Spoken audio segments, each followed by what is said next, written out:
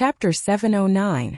The citizens of Silin were relatively calm about the passing of the war god Li Bofu.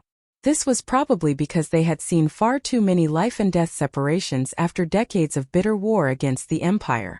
Moreover, Silin had never lacked heroes in its history, especially 2 years ago when they had just sent away their own hero.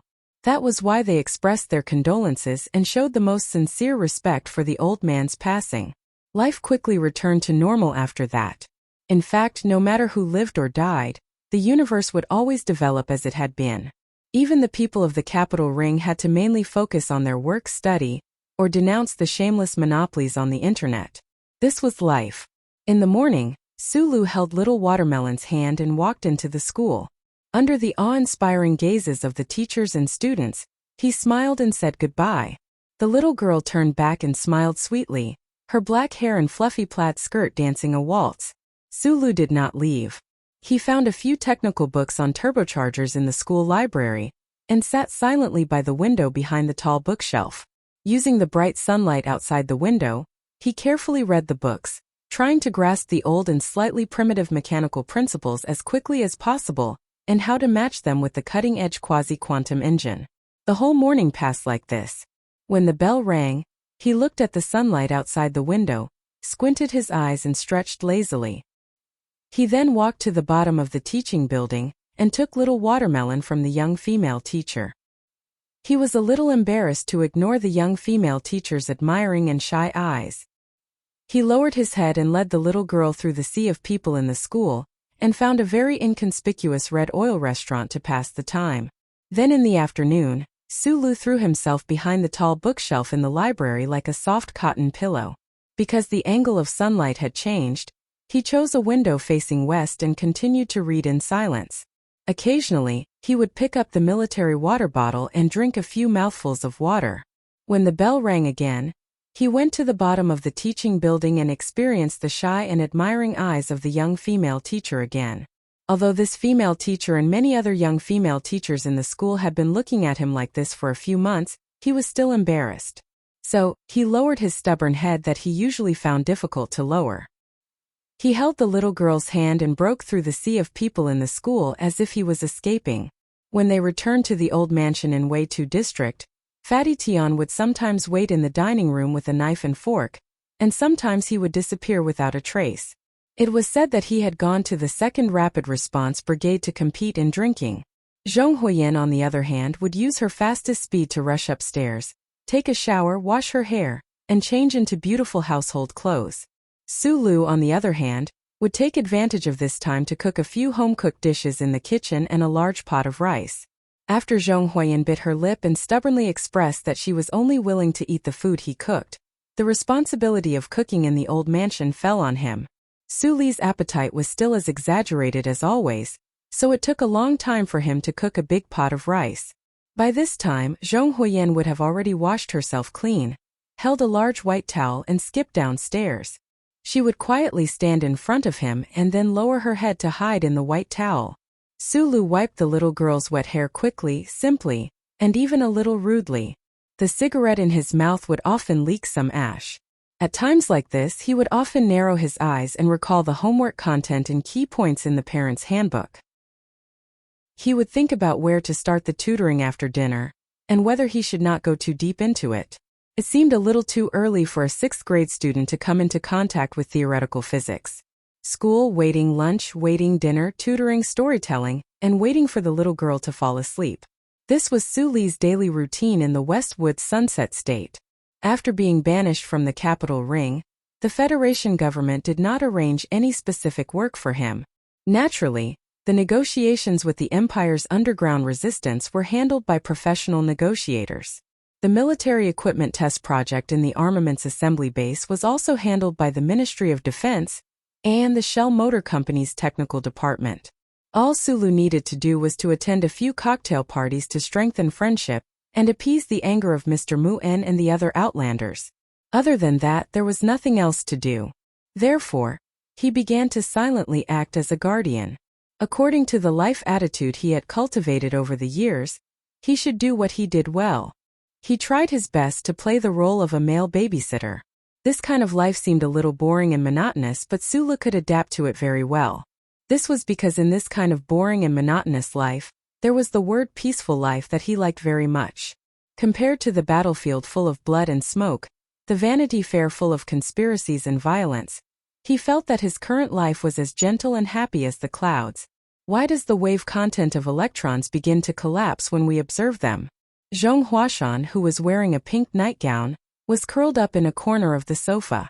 She gently bit the end of a digital pen and asked in confusion. The little girl was not yet 12 years old, but her youthful appearance was very clear. The pair of bare feet that were exposed outside the nightgown were even more adorable. Although I have to admit that your learning ability is very amazing, I still think that it's a little too early to explain quantum physics. Sulu looked at the report card that the school had sent to his phone. Looking at the full marks on it, a faint sense of pride spontaneously grew in the depths of his heart. He could not help but laugh out loud. After the death of Commander Zhong and his wife, this delicate little girl in front of him was a family member that he had to do his best to take care of. However, he did not expect that little Watermelon would have such an extraordinary talent in learning. Before the age of 12, she had already finished all the high school courses. If you're interested in this, there's a popular science book called The History of Quantum Physics. You can take a look at it first. Zhong Huashan shrugged like an adult and said cutely, I've already finished reading that book, but I have to admit that there are many parts that I don't understand. Brother, everyone says that you're a genius, so you should be able to explain it more clearly. Theoretical physics has always been my weak point. Sulu also shrugged and said, when I was learning from Professor Shen at the Research Institute, I was often criticized mercilessly by him, so it's best to ask someone else for these questions. When Zhong Huashan heard this, she suddenly sat up from the sofa and crawled over to Sulu in an unseemly manner. She looked up at him and blinked her eyes. She asked curiously, should I look for that female engineer? She's the chief technical supervisor of Nutshell, and she designed the MX mecha with you, brother. She must be very good at theoretical physics. Sulu was stunned for a moment. He rubbed her hair and said, she's very busy with work now. Military equipment testing is a long-term job. There's no way she'll be very busy. Zhong Huashan's judgment was clearly sharper than that of her peers. She wrinkled her nose and retorted, you were arranged to do this because the big shots from S1 wanted to chase you far away, so why is she here too? A military equipment testing doesn't need two technical geniuses like you to be present at the same time, right? Sulu looked at the little girl with picturesque eyebrows and somehow thought of the scene a few years later when little Watermelon, who had become a young girl, had a boyfriend and walked into the family in a wedding dress. His eyes narrowed subconsciously, and his chest was filled with warmth and a faint sense of loss. This fatherly feeling flashed through his mind, and he suddenly thought of a very important question. He frowned and looked at her.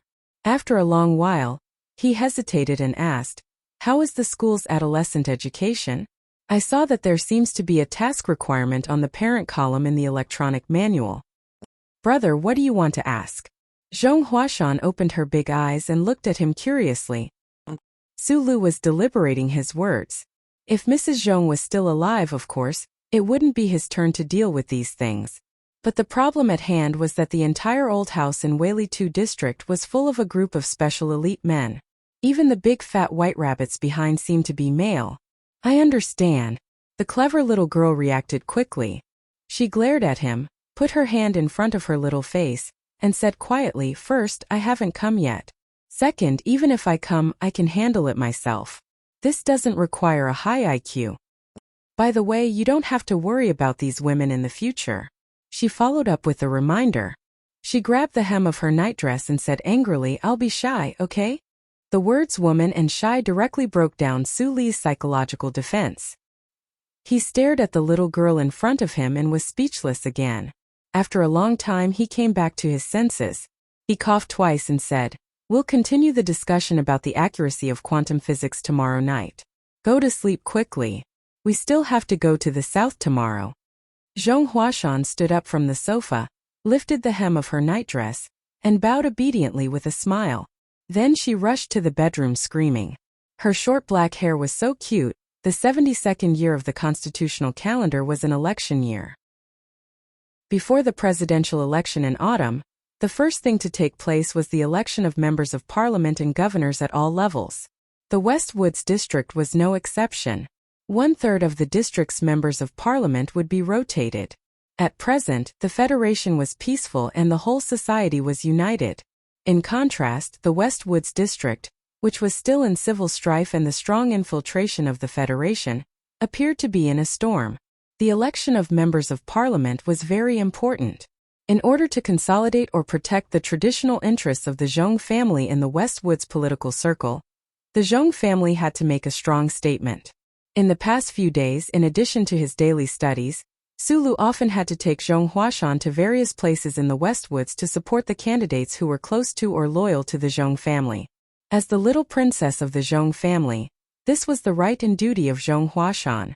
She and Sulu appeared at those election rallies at the same time, which naturally caused waves of cheers and enthusiasm of countless people in the West Woods to vote. In addition to the election, the most important thing in the Federation at present was the funeral. The little girl went upstairs to sleep. In the living room, Sulu turned on the huge screen that covered the entire wall. Watching the live broadcast of the funeral on the television, his eyes gradually narrowed. It was late at night in the West Woods, but it was still early in the S1 Capital Special District. The snow on Charter Square had long been cleared, and only a little bit of ash and snow remained on the lawn. For some reason, the weather in the Capital Special District was still exceptionally cold even though it was already spring. Government officials in dark windbreakers, generals in dark green military uniforms, and people of the Federation in black formal wear slowly came from all directions of the city. Accompanied by the clear morning breeze, they had a sad and calm expression on their faces as they sent off the old man on his last journey. Sulu narrowed his eyes as he watched the live broadcast of the funeral. Thinking that he should have been there but had to stay here, he felt a little depressed. And when he saw the black coffin in the middle of Charter Square surrounded by tens of thousands of white flowers and the military flag covering the coffin, the depression became stronger and stronger, and it was difficult to get rid of for a long time. Li Pifu's last words were very clear.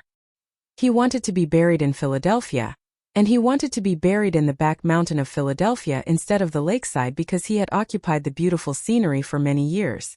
Since he was dead, he could not let the tomb and the memorial hall continue to occupy it, and it could not be occupied forever. But the funeral had to be held in the Capital Special District, which meant that the body of the old man in the coffin had to bear 2 long trips, which was why Sulu was so comfortable to end the slow-moving camera. It was all black and white. Hundreds of thousands of people stood in silence in Charter Square, listening to President Pabre read the eulogy in a low voice. In the mournful music of Xiaomu, pigeons flew by. These pigeons were not the pigeons in Charter Square that were too fat to fly because they were fed by tourists, but they came from the Far East, so they flew very fast and firmly. The Federation government, from the president to the vice president, from the minister to the governor, were all present at the funeral. The military, from the commanders of the major military regions to the chiefs of the field armies, were all present, and the veterans wearing military uniforms without epaulets cried the hardest. All the members of the parliament were present, the anti-government military representatives of Green Dragon Mountain were present, and the representatives of the trade unions of the 4 states around the mountain were present. Several weak-looking old men and a lady stood silently on the side of the rostrum. Their expressions were calm, and they did not attract anyone's attention. Even the cameras of the Federation news channel did not notice them, or did not dare to notice them. The people of the Federation and the hundreds of thousands of people in Charter Square, who were watching the live broadcast of the funeral, did not know that these ordinary-looking old men represented the seemingly omnipotent 7 families, hidden in the shadows of history and folklore. The old men and the ladies looked at the black coffin that was being slowly lifted up, and their eyes were filled with extremely complicated emotions. Some of them were in awe of the person in the coffin, some of them were sad about his departure, and some of them were relaxed that could not be concealed. Because of the person in the coffin, the unknown Lees of Philadelphia had been dazzling in the past few decades, and no one dared to look at them directly. Although that person did not really have a conflict with the 7 families, just sitting silently by the lake like a statue, he suppressed the 7 families and forced them to be low-key and conservative, not daring to act rashly. Such a situation was rare in history, and now that that person had passed away, who in the Federation could suppress these families? At this moment, there was a small commotion in the dense morning crowd in the square. The middle-aged male anchor of the news channel was reviewing the glorious battle history of the military god, while explaining the funeral scene. His voice suddenly changed, and even the solemn mourning music could not suppress the shock at this moment. The one walking at the front is Miss Jian Shuier? The middle-aged male anchor, the people in the square, and the hundreds of millions of viewers in front of the TV all looked at the girl walking at the front of the group of family members, and all fell into shock at the same time. Jian Shuier, dressed in black, was holding the black and white portrait of the military god in her arms, and General Li Feng and General Li Jiedu were standing beside her. Her perfect face, which had fascinated the people of the Federation for many years, was filled with endless sadness. Chapter 7:11. Seeing Jian Shuier slowly walking forward with the portrait in her hands, Su Li's eyes narrowed again. He subconsciously took a sip of water. The Federation never knew the true family background of this national idol, who was once popular throughout the universe. Nor did they know why the UNICEF had to fight such a lawsuit with Department 23. Today she finally revealed her identity at the funeral, but no one could guess the most secretive part of her identity. It was believed that after the funeral, the image of Jian Shuier in black holding the portrait of the war god would immediately spread throughout the universe. Countless news media would definitely dig up the relationship between her and the Lees of Philadelphia. The curiosity of the public would put a lot of pressure on her. But no matter how many factors there were, it was impossible to stop her from rushing back from the front line to attend the funeral. This was because she used to be called Jian Muzi, and was picked up by the Lees of Philadelphia from the other side of the universe. She was a daughter who grew up with great care and tolerance. Sulu had not seen her for a few days. Usually they only contacted each other through email. When he found out that she was rushing back to Philadelphia, he sent her a letter of comfort. Other than that, he could not do too much. At this time, looking at her slightly red eyes and haggard and sad face on the news, he was very worried about her. He sat silently on the sofa and silently watched the live broadcast of the funeral. He silently waited until the funeral was over, and the Federation news channel began to play The Man from Philadelphia again. Sulu lowered his head and rubbed his eyebrows. He turned off the TV, and then sat silently for a long time again before picking up the phone and dialing a number. Just like in the past, the phone rang precisely 3 times before it was picked up. Then Shangqiu's calm voice sounded. There was a trace of warmth but no surprise in it. "What's the matter? Is the test over?" Sulu asked. "Yes, it's not difficult to set up the electromagnetic beam cluster array. You know, the key is the matching formula between the reference positioning and the curvature of the Earth's crust. The old people at the 7th Institute of the Academy of Science have been working on it for half their lives, but they still haven't figured it out." Sulu seemed to be able to see Shangqiu shrugging indifferently on the other end of the phone. Her plump breasts were trembling, cute and charming. He scratched his head and said, "This research is already difficult, not to mention that it has to be suitable for military use. That's why I didn't blame him. If I had been able to understand mathematics better when I was at Kyoto University, or if I had had more time, I would have done it myself." Shangqiu said, "I heard that you've been quite free recently. Are you interested in helping out? Don't forget that there's still a spot for you in the Nutshell Engineering Department." Forget it. Sulu only realized that his rejection was a little stiff after he said it out loud. Worried that the other party might have other sensitive thoughts, he quickly explained, "You know that I'm very stupid when it comes to theory, especially when compared to you." Obviously, the genius female engineer on the other end of the phone had zero sensitivity to these things. She said calmly, "I'll do the calculations and you do the model." After thinking about it, Sulu said, "Okay, when you come back, let's meet and talk." "I'm already back," Shangqiu said. "We need to wait for the live ammunition data, so the entire research team has been pulled back." "You're at the Golden Star Hotel right now?" Sulu asked in surprise. When he thought about how close she was to the Wei Air Mansion, he couldn't help but feel nervous. "Why? You want to see me?" Shangqiu said after a pause. She began to tease him a little clumsily like she did many years ago in the nightclub next to Kyoto University. It was just that young people often didn't understand that teasing would only make them feel embarrassed. I do have some things that I want to tell you in person. Jian Shui's haggard and sorrowful face appeared in Su Li's mind. Although it wasn't a weeping beauty, it was particularly pitiful. Then, holding the hot phone in his hand, he realized that there were many things that he should say, but he didn't know how to say them. Or perhaps, if he dug into the deepest part of a man's heart, he didn't want to say them at all. From his tone, Shang Qiu vaguely understood something. After a moment of silence, she said, "There's no need to be too artistic between us, and you don't have to feel too pressured because I ran away from the wedding." Su Li grunted through his nose. Shang Qiu's next words came quickly and directly, which was very in line with her personality. "But I really think that you are the best choice for my husband. I like you. Do you like me?" Su Li felt that this question was much more difficult than the spring recruitment exam for Nutshell. Like a fool, he stared at the dark screen that had turned off long ago. After thinking for a long time, he directly answered the question, which was also very in line with his personality.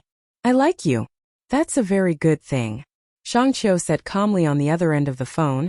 "Then the question now is, what do you do if you like a lot of people?" From a biological point of view, male animals will spray their semen all over the universe when they are in heat, and male men are in heat all year round. But the problem is that things like love and marriage are not as simple as being in heat. "I understand, so I don't know what to do." Su Li scratched his hair that hadn't been washed for 3 days and felt his scalp itch. "Am I very shameless?" "You are as shameless as all men," Shang Qiu commented. The two ends of the phone were silent for a long time, so long that even the air felt very awkward. At this time, Shang Qiu suddenly asked, "Have you ever thought that if we have a child, will it become the most amazing engineering genius in history? If it doesn't inherit my looks, then this child will definitely be very beautiful." Su Li added in his heart, "And the child will definitely have a very good figure. Then why don't we try to have a child?" Shang Qiu's voice on the other end of the phone became somewhat erratic, the kind that secretly. Hearing the word secretly, Su Li's heart failed to live up to his expectations and trembled. His mouth opened in shock, and he couldn't close it or speak. At this critical moment, a burst of chaotic footsteps and a scream came from upstairs. Zhong Huiyan rushed to the side of the stairs and forced herself to suppress the desire to scream. She lifted the hem of her nightdress and took a deep breath. Looking at the stunned Su Li downstairs, she said in a trembling voice, "It's coming." Su Li was stunned for a moment and then reacted. He suddenly stood up and looked at the tiny red stain on her nightdress, panicked, and said loudly, "You said you can take care of it yourself." The black coffin covered with the bright military flag of the Federation was quietly placed in the main hall of the Memorial Hall of the Federation Heroes. At this time it was already late, and the endless mourners were helplessly blocked outside the gate. They could only express their grief through the glass and the light curtain. After a long secret talk with General Li Jiedu, the president had already left.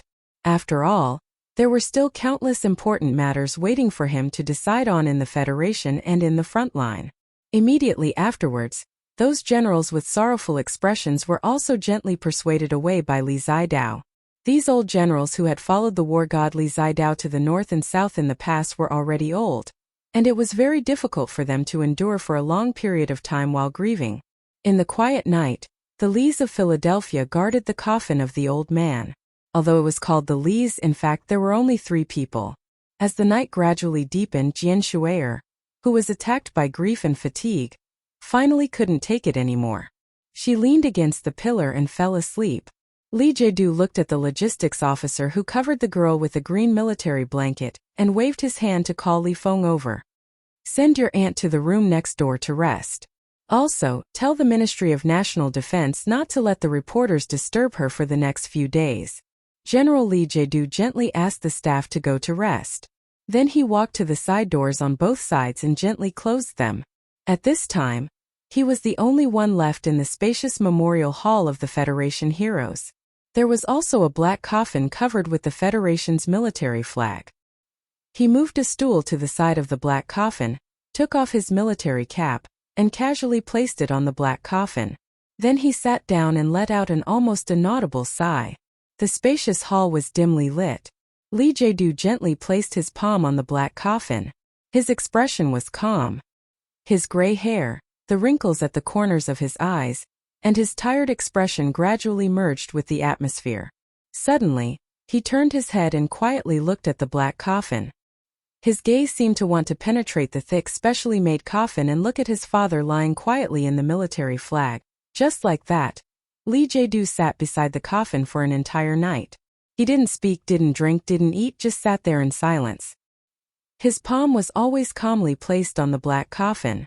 Until early morning when a new day arrived, the sky outside the window seemed to be shining.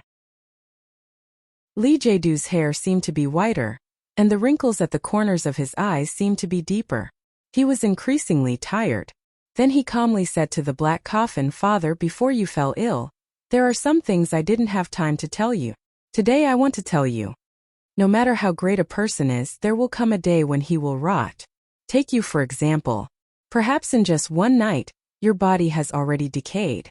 The only thing that can make the Federation, make your spirit immortal forever, is the system, the brand new system that has undergone change. Yes, the people in this part of the universe are afraid of change. The people who have been fooled don't know the necessity of change. Those vultures who have attached themselves to the rotting corpses of the people for 10,000 years hate change.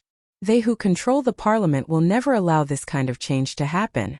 Fortunately, the enemies in the universe have given us an extremely good reason, and you have given the strong and brave army an unprecedented position in the Federation, receiving the love and respect of the people. The current Federation has the best opportunity, and it may also be the last opportunity." He stood up and carefully put on his military cap. Facing his father in the coffin, he adjusted his military appearance for the last time. Calmly and full of determination, he said, "Father, I intend to do this. You will definitely be proud of me." After giving the military salute, Li Jiedu turned and left. Monotonous footsteps echoed in the dark hall of the Memorial Hall of Heroes. The black coffin covered by the military flag seemed particularly lonely. It was unknown whether the old man in the coffin would be proud, but in any case, he could no longer speak. Chapter 7:12. As the son of the Federation's god of war, Li Jiedu began to bear the glory and pressure of his family the moment he was born. As Li Pifu went from being the Federation's war hero to the commander who defeated the 17th Division and then became the Federation's god of war, the glory and pressure he bore increased day by day. However, it was very regrettable that he had never been able to display the ability to match this glory and pressure on the battlefield. If it was another second-generation figure, under the pressure of this completely maddening sense of loss, perhaps they would have given up on themselves and even become crazy and indulgent. However, Li Jiedu didn't. He very calmly accepted reality. After becoming a civilian, he started out as an ordinary instructor in the first military academy.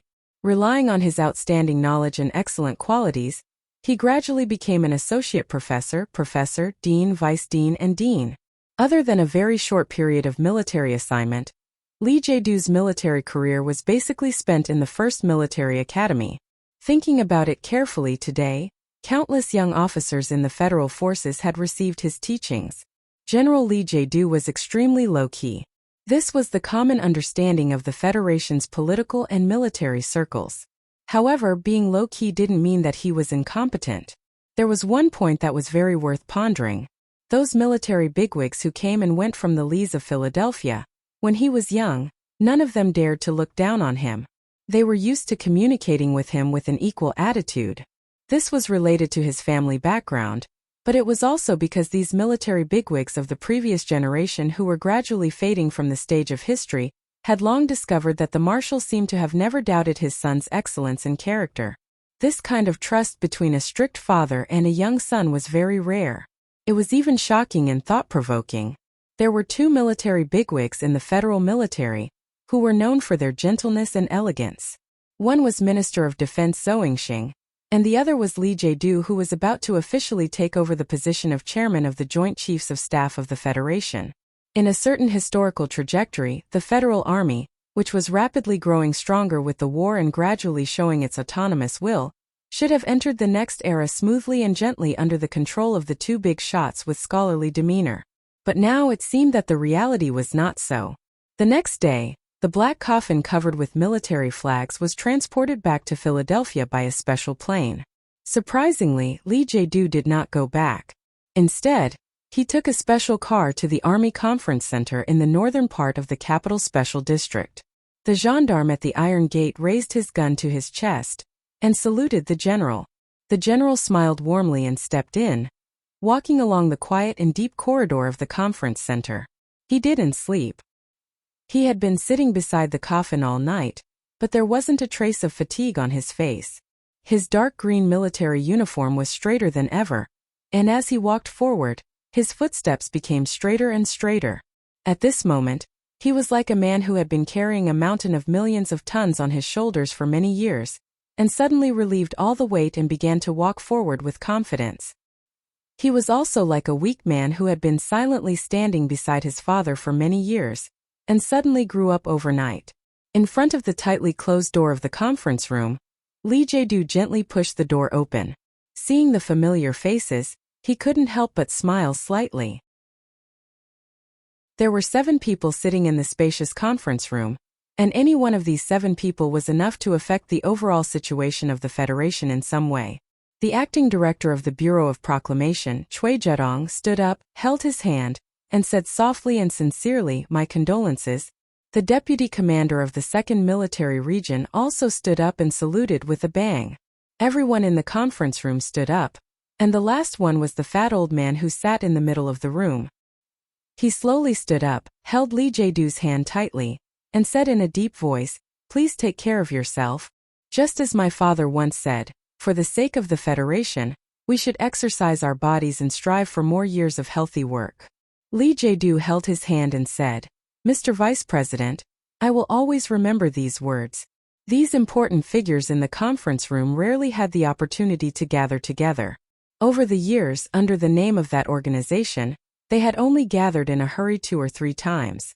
Most of the time they communicated with each other through their most loyal subordinates, meeting in person in some inconspicuous place. Time was very precious for these important figures. After expressing their most sincere condolences and sympathy to the old man who had just finished his funeral, they immediately got to the main topic. According to the 5-year plan, we have been trying to influence the 3rd-level elections in the parliament, but the current situation is not very good. Those families and political factions have too much control over the parliament, and their power in the media is also quite shocking.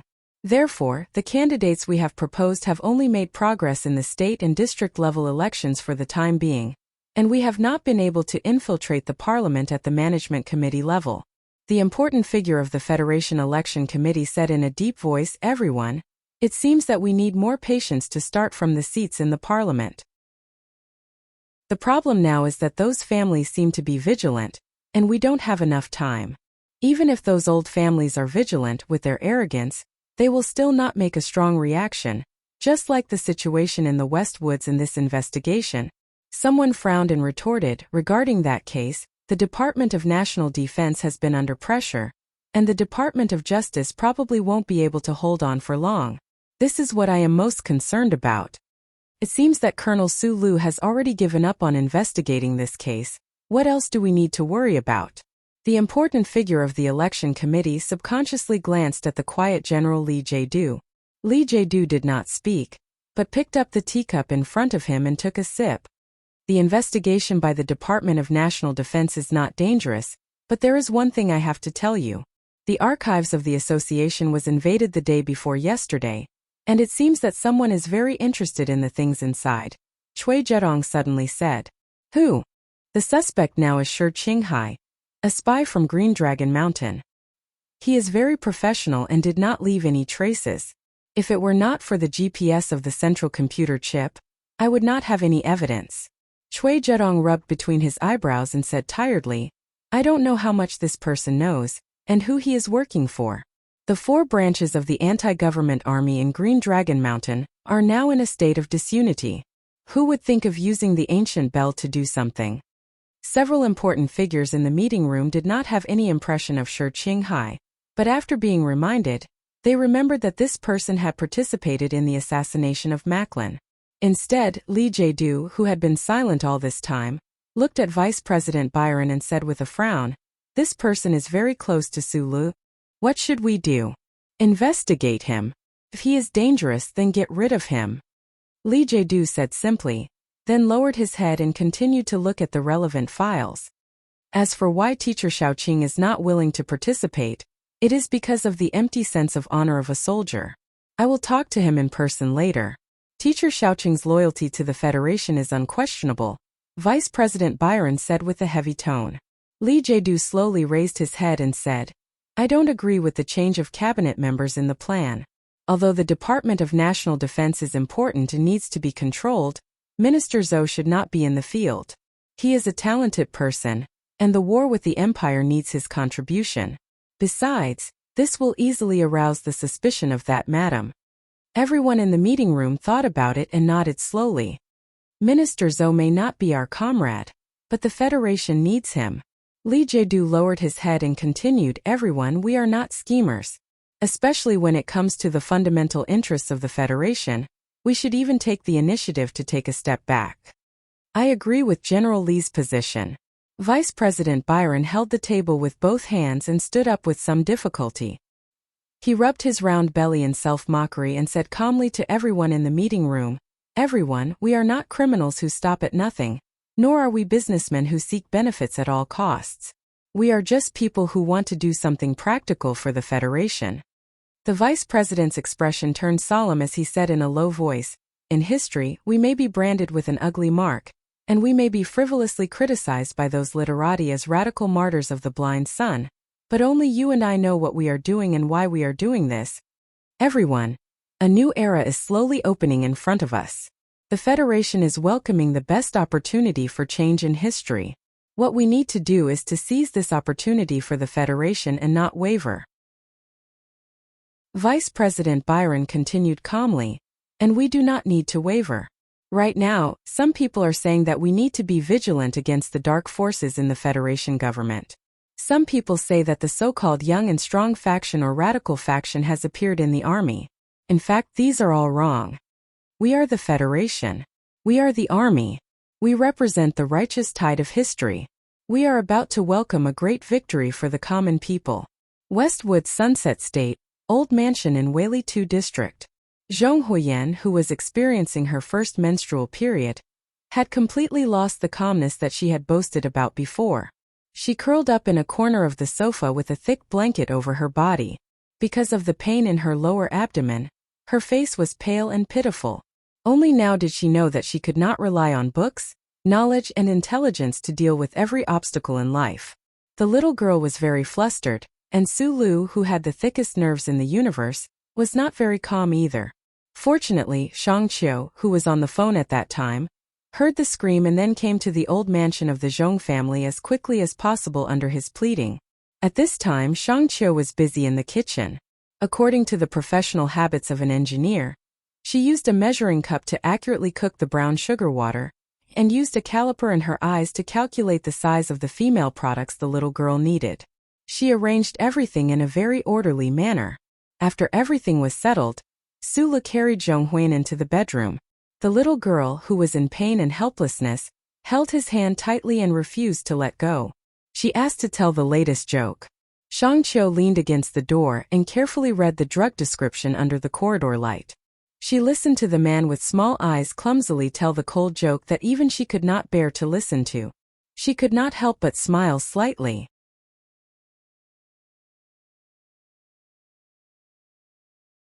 Chapter 7:13. He was holding something soft in his hand.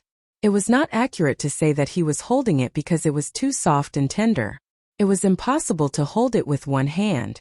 This feeling was very familiar. It was like, oh, there was no like. In fact, this wonderful tactile feeling could not be simulated by other actions. It was better to admit that the feeling of placing his palm on her round and plump chest was very good. In the sunshine, Sulu slowly woke up. Before he woke up, a series of complicated thoughts flashed through his mind. He narrowed his eyes and looked at Shang Qiu in his arms. Looking at the girl's long eyelashes and tender mouth, He subconsciously panicked and slowly withdrew his right hand. Then he found that his left hand had been held by the little girl in the quilt all night. It was almost noon, and the three of them were sleeping soundly on the big bed. Shang Qiu was awakened by his movement. She rubbed her eyes and hair in a daze. She stood up and casually pulled down her short sleeves before walking to the guest room bathroom. For a girl with a proud figure like her, waking up in the morning wearing shorts and pulling down her short sleeves in a daze made her curves even tighter. It was undoubtedly a fascinating picture. So when Shang Qiu disappeared from the door, Sulu still kept his mouth slightly open and his eyes focused. "Is it nice?" a voice asked. Sulu subconsciously nodded and replied, "Yes." Then he found that the little girl beside him had woken up. He could not help but feel a little embarrassed. Zhong Huiyan patted her mouth and yawned. She looked innocent and cute. It seemed that the pain of menarche last night had passed and did not have any effect on her. She turned to look at Sulu and helplessly curled her lips like an adult. She sighed and said, "Last night I heard you on the phone upstairs. Are you going to have a baby?" Suli's attention was not turned to criticize her for eavesdropping. After a moment of awkward silence, he tried to explain, "We are in the engineering field. Our characters are a little strange, secular." "Please stop, especially the explanation after the secular." Zhong Huiyan looked seriously into Suli's eyes and said in a low voice, "Do you men hope that any woman other than your wife will not be afraid of the eyes of the world and mess around with you?" Facing the little girl's sharp accusation, Sulu had no way to defend himself. He said in distress, "She was the one who suggested it. Looking at your distressed expression and the unconcealable joy, it seems that my view of men is not too problematic." Zhong Huiyan lifted the quilt and stood up in the sunshine. Then she twisted her body to do the late morning exercise and continued, "But I remind you, it's best not to think about such a good thing. Although Shang Qiu's figure is exaggerated, her personality is actually very conservative. Most importantly, she likes you. Give birth to a baby? Don't even think about running away after giving birth to you. When the time comes, do you really think she will be satisfied and return to the engineering department of Harbor City to be an unmarried mother?" Sulu was once again rendered speechless by the little girl's mockery. Zhong Huiyan turned around and looked at him seriously. She said, "A woman is a woman. Whether she is the daughter of an aristocratic family, a national idol, or a genius girl, they only have one name in common: women." After a moment of silence, Sulu looked at the little girl and said very seriously, "My dear, what you said is very good. The people who got up late at night in the old house of the Zhong family in the 2nd Latitude District had to endure the discomfort caused by the high-speed sailing in order to get to a big state in the south in time to participate in the election rally that had already been arranged. The commanding heights around the election rally site had already been cleared by the special forces related to the West Woods military region. After all, this was the headquarters area of the Zhong family, so it was believed that no one would harm the little girl on the stage. It was already late at night, but Sulu, who was standing in the shadows under the stage, was still wearing his sunglasses. He held a 37 brand cigarette in his mouth and looked at the pretty Zhong Huiyan on the stage, who already had the feeling of a young girl. Listening to her using an innocent and lovely tone and using a tender and amiable expression to solicit votes for the pot-bellied old senator behind her, he couldn't help but laugh. The cigarette but trembled between his lips. Then, he remembered the assassination attempt on the little girl in Wood Valley a few years ago. He thought of the powerful gunman with the surname Chan, and the man's military background. His eyes narrowed, and the cigarette between his lips suddenly burned faster. The general elections for the various star regions of the Federation were gradually unfolding. Taizion was currently running for senator in the S2 Oak State. Every time he thought about how the thin and weak boy, who was younger than him, could actually become a real senator, Sulu felt that this world was very absurd. The choice of the back of the mountain to let their young master start his political career from S2, a planet where the Federation held a strong position, was in itself a very strange thing. Sulu believed that on this matter, the official residents had definitely given enough support. Everyone knew that President Pabre had a very large influence on the major Federation unions. The young Taizion had only just started on his journey. It seemed that no one could stop the victory of President Pabre, and his political faction in the Federation's higher-level political elections. His Excellency the President had the strong support of his wife in the military. Even those dangerous radicals didn't seem to oppose his re-election. In addition to his frighteningly high popular support rate, his re-election was unstoppable. These things seemed to have nothing to do with the Federation colonel in the darkness below the stage. Sulu sucked hard on his cigarette like a greedy vagrant, puffing out smoke as he waited somewhat desolately. Speaking of which, this was probably the first time he had passively waited for things to change since he had enough power. For the sake of the Federation, this reason seemed to be sufficient. However, he waited silently.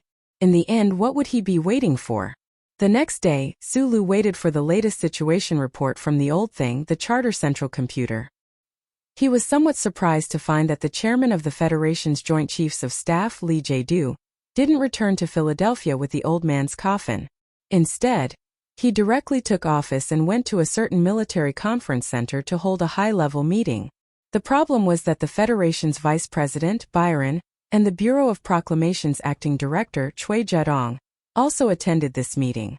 It was very normal for the federal military's newest big boss to meet with the Vice President and the Bureau of Proclamations Director, especially when that person was Lee Jae-do.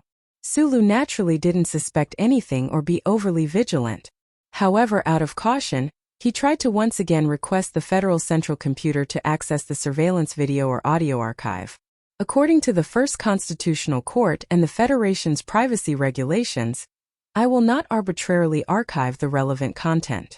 All the information and data are only mathematical tools for me to perform logical calculations, not objects for me to view. Your request has exceeded my authority. I'm sorry I can't comply with your request. Although he had heard similar answers many times, Sulu still felt that it wasn't very helpful. He flicked his fingers and said to the old butler in his left eye angrily, "You can help me find out who met who through the historical data through the chip, but you can't tell me what they said when they met. What kind of privacy protection is this?" The files related to the privacy regulations have a total of more than 7,400 words. Do you need me to retrieve them for you? The old thing's reaction was extremely fast. Of course, its reaction should have been the fastest in the universe. I've already used all the points where your authority overlaps with the privacy protection of the citizens of the Federation. The rest of the requests are beyond your authority. There's really no other way. Then you said you could take me everywhere to peek at other people's baths. Sulu threw away the cigarette in his hand and was extremely angry.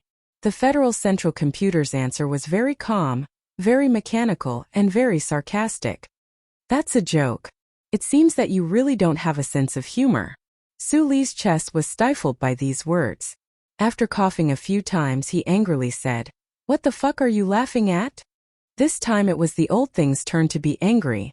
The dazzling Federal Central Computer in the universe quickly replied in a sharp voice, "I've already violated my authority and directly carried out physical operations for you. What else do you want me to do? Break the privacy regulations today and break the 3 laws tomorrow? Do you expect me to turn you into a god in this universe?" Sulu lightly spat and said, "That's not bad." 7 days later, Sulu waited for Shang Qiu, who had finished the experiment. The Sunset Province, which had already entered the beginning of autumn, finally had a refreshing taste. A white MXT mecha walked through the barren military zone, past the reddish canopy across a small stream, and finally walked up to a small mountain peak. The heavy metal mecha slowly sat down, crushing the crisp rocks on the small mountain peak into pieces. Accompanied by the clear sound of electric current, the cockpit door leaned open. Sulu walked out of the cockpit, his feet stepping on the inner wall of the cockpit door. Looking at the red evening sun that seemed to be hanging not far away, he lowered his head and lit a cigarette. Just before Shang Qiu arrived, he first received an order from the military. Without any warning, he was arranged to enter the heart of the Empire star system and head to the X3 system to take over a certain position at the level of a division commander. This assignment was very strange. Although it was a promotion of his rank, and although a soldier's duty was to obey orders, there seemed to be no reason for him to refuse a transfer order. However, Sulu had very directly expressed his attitude over the phone that he definitely would not go. He did not know what the hidden meaning of this military assignment that clearly bypassed the Department of Defense was, but the new 17th Division was in S1, and the bunch of people in Group 7 were in S1. He was a soldier of the 17th Division in Group 7, so screw the division commander rank. Shang Qiu, who had just finished the MXT self-inspection program, also walked out of the cockpit. She held the metal frame above her head, looked at Su Li's back under the red sun, and said loudly, "If you don't obey the assignment, the other side can pin many crimes on you." Su Lu shook his thighs, the cigarette in his mouth, trying to imitate a hooligan, but he couldn't. He still said righteously, "I plead not guilty." "Looks like you're in a good mood," Shang Qiu said with a smile as she tucked the wind-messed-up strands of hair behind her ear. Su Lu took down the cigarette, squinted his eyes in the wind and said, "What did they say on the phone?" Due to the tense situation at the front lines, the 1st Division was forced to make a very difficult decision. Yes, they want to separate me and my unit further and further apart, so of course my situation will become more and more difficult. The most difficult thing is that I keep feeling that the air around me is becoming more and more sticky, as if something very scary is happening. He turned his head, looked at Shang Qiu quietly and said, "So I can't go, at least not to the front lines now. I have to stay here and watch those people, or rather wait for those people."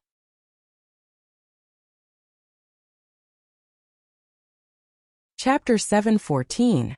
It was early autumn, and the sun was red in the evening.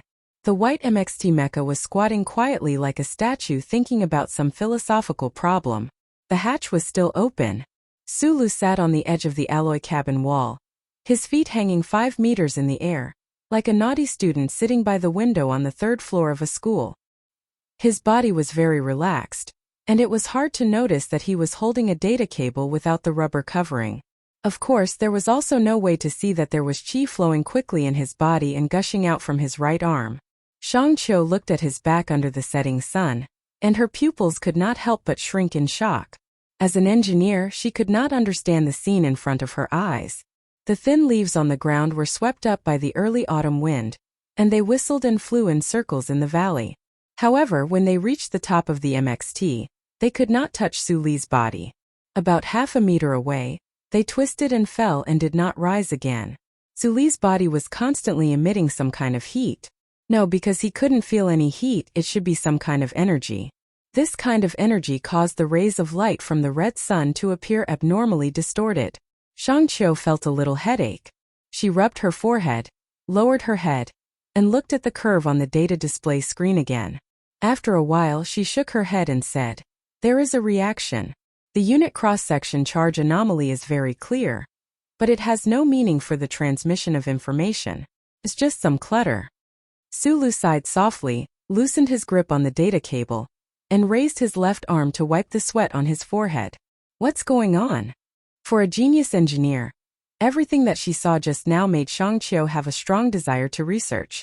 She stared into Su Li's eyes and asked directly, "I will slowly explain it to you in the future. Don't worry, there will be plenty of opportunities. I will do this kind of experiment many times, and I will not let other technicians monitor for me." Su Lu smiled and said, "As for this experiment, it was the old man who asked me to do it when he was in Philadelphia." As long as there was a chance to continue research, Shang Qiu was very satisfied. Thus, she did not say anything else and began to organize today's experiment data, preparing to first design a mathematical model. Su Lu plugged the data cable back into the recessed socket and listened to the familiar sound of the self-test. A happy and comfortable expression appeared on his face, and he patted the flat alloy plate beside him twice. The white flowers on the mountain peak responded with a crisp metallic sound. Due to certain matters, he had been feeling rather down recently. Only when he was with a mecha would he feel much more comfortable. This was probably because the MXT mecha he was sitting on could provide him with an almost invincible boost of confidence. Back in the day, the old man had been able to kill the emperor of the empire with just an MXT. Although I'm not that talented with this MXT I'm sitting on, it shouldn't be too difficult for me to go to the capital special region and kill that Federation vice president if I go all out with this body of muscles. In fact, if it wasn't for the old man's last words, if it wasn't for the political pressure Mr. President was facing, if it wasn't for Minister Zhou's reminder, Su Lu would have been in S1, continuing to investigate the case of the ancient bell. He would not have cared about where he was banished to or how much dirty water was splashed on him. No, it was not just the case of the ancient bell. There was also the murder in the underground parking lot of the Linhai State Gymnasium, and the gunman in Wood Valley Manor. All the things he had experienced these past few years all pointed towards the dark and gloomy cloud hanging over the Federation. If that dark cloud had corroded all the machines of the Federation, then Sulu could only control the little white flower MXT under him to do something. More than 10 MXT mechas were undergoing routine training in the southwest depression of the military zone. They belonged to the 4th Independent Team of the West Woods Military Special Mecha Brigade. During the break between training, these outstanding Federation soldiers looked at the eye-catching white MXT mecha on the mountain peak in the distance and fell into a heated debate. As pilots of the Federation military, they knew very well that the MXT mecha used the genius concept of the twin-engine turbocharger technology. Unfortunately, due to the large load, this type of powerful mecha could not be used to its full potential in the hands of a normal pilot. There were only 2 people in the military who could truly control the MXT mecha. These Westwoods pilots were now arguing about which of these 2 people was better in terms of mecha combat. This question could also be understood as who was the strongest pilot in the Federation.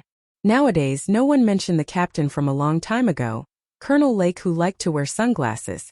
However, some people mention the former captain, Hua Xiaoxi. Colonel Sulu was Captain Hua's instructor. You can imagine how high his level is.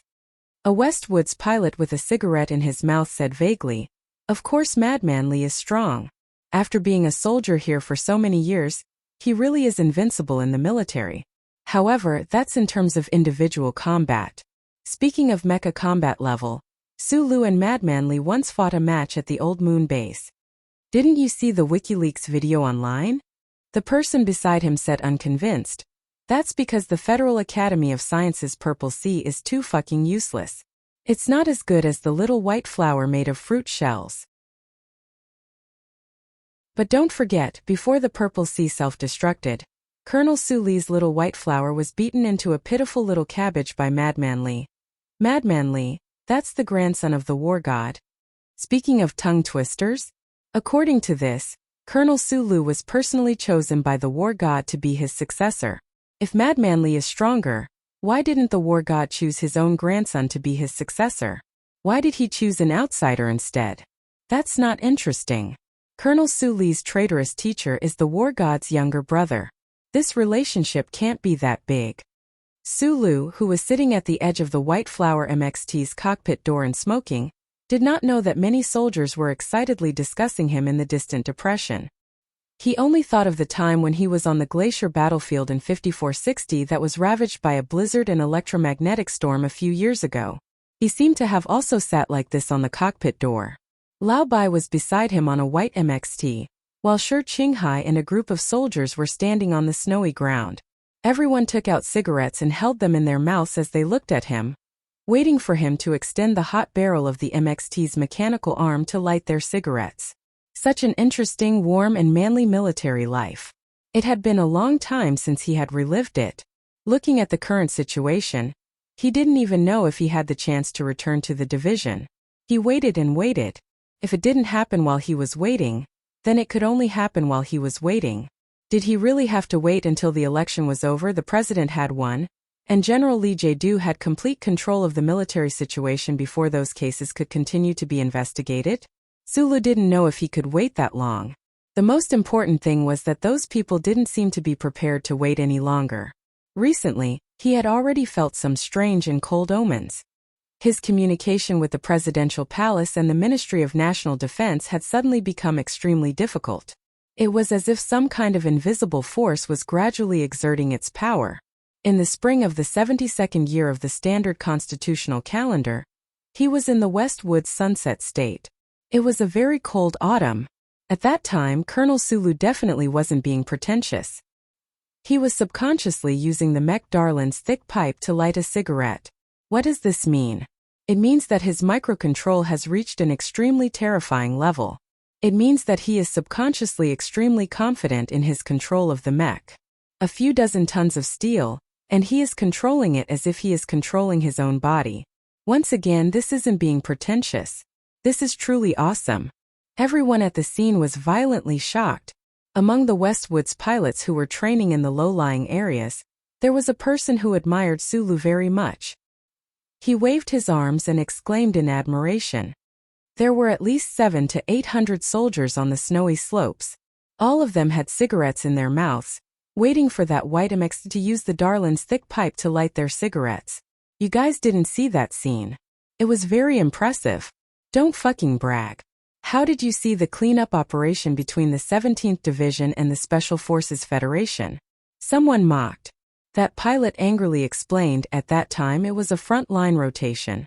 We were doing front-line practice. Our entire battalion was scattered and thrown onto the 5460. I saw it with my own eyes. This I can prove. We are from the same battalion. At that time I was also in the north. The first pilot stamped out his cigarette and said, speaking of which, besides Madman Lee and Colonel Sulu, at that time in the glacier, we also met an awesome person. That person just now remembered something. He slapped his thigh and said, you mean that liaison officer from Green Dragon Mountain? That's him. Green Dragon Mountain liaison officer Shi Qinghai. The pilot was very emotional. He said, this person is a Green Dragon Mountain bumpkin and a civilian at that. In the end, he took away half of the 17th Division's face. That's an exaggeration, right? That's the 17th Division, someone said with a laugh. It's not an exaggeration. You guys should know about the 7th Division. Awesome, right? Awesome indeed. The pilot said loudly. At that time, there was a saying from the 7th Division, that Shi Qinghai is better with a gun than Xiong Linquan, fiercer than Magnolia in close combat, no worse than Gu Shifeng in electronic control, better than Ho Xiandong in battlefield first aid, faster than Lu Jiao in driving, and better than Lan Xiaolong in military school. Hearing this, the dozen or so Westwood's soldiers by the stream were all stunned. Because of that documentary, the names and powerful combat abilities of the members of the 7th Division had long been recognized by the people and soldiers of the Federation. If the 7th Division really had such a high opinion of that man, fuck, is he even human? From a certain point of view, Shi Qinghai was undoubtedly the most perfect man in the universe. He had received the most elite education in the Federation, and his excellent grades had allowed him to enter the Trinity Association. He had also been trained as a spy by Green Dragon Mountain's anti-government forces. His IQ was extremely high and so was his EQ. He was also very handsome, with a pair of beautiful peach blossom eyes. He was gentle and courteous. If he wanted to, he could charm all the girls between the ages of 16 and 60, except for a rich young lady who liked to wear red. According to the people of the 7th Division, Shi Qinghai seemed to be omnipotent. In fact, this feeling was very real and even a little narrow-minded. Except for everything on the battlefield, there seemed to be nothing in life that this poor young master was not good at, except for having children. In the past few days, Shi Qinghai felt a kind of joy that was very similar to the joy of having children. Because the investigation of the past few years was about to bear fruit, the kind that was heavy and heavy. This was going to be a beautiful autumn.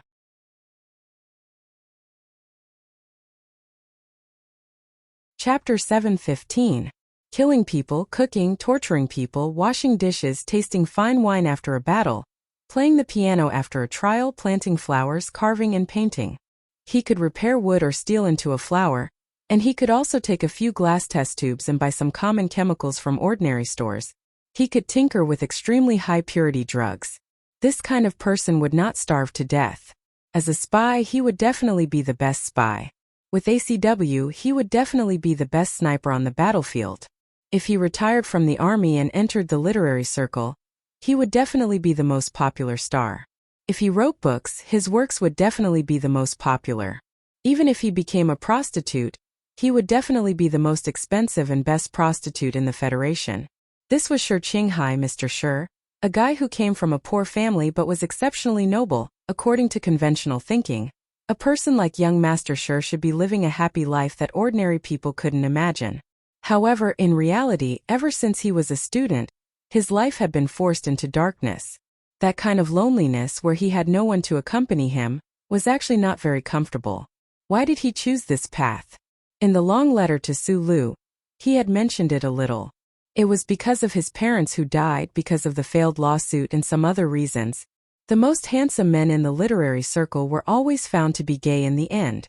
It was because it was too easy for them to find beautiful women. It was so easy that they were bored. Life always needed some challenges. Therefore, finding someone of the same sex to love, which was still a challenge to many people's views, naturally became a point that they subconsciously yearned for. That was it. Similarly, people who could easily live a happy and free life, and easily obtain material security, usually did not care much about material things. Instead, they focused more on spiritual pursuits.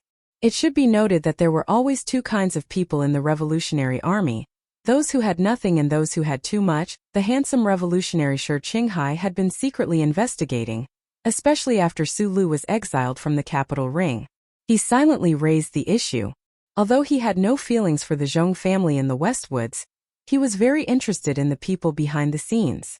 Ever since the chubby teacher jumped out of the HTD bureau window and committed suicide, this interest had been strong and had not faded, unless he caught or killed all of those people.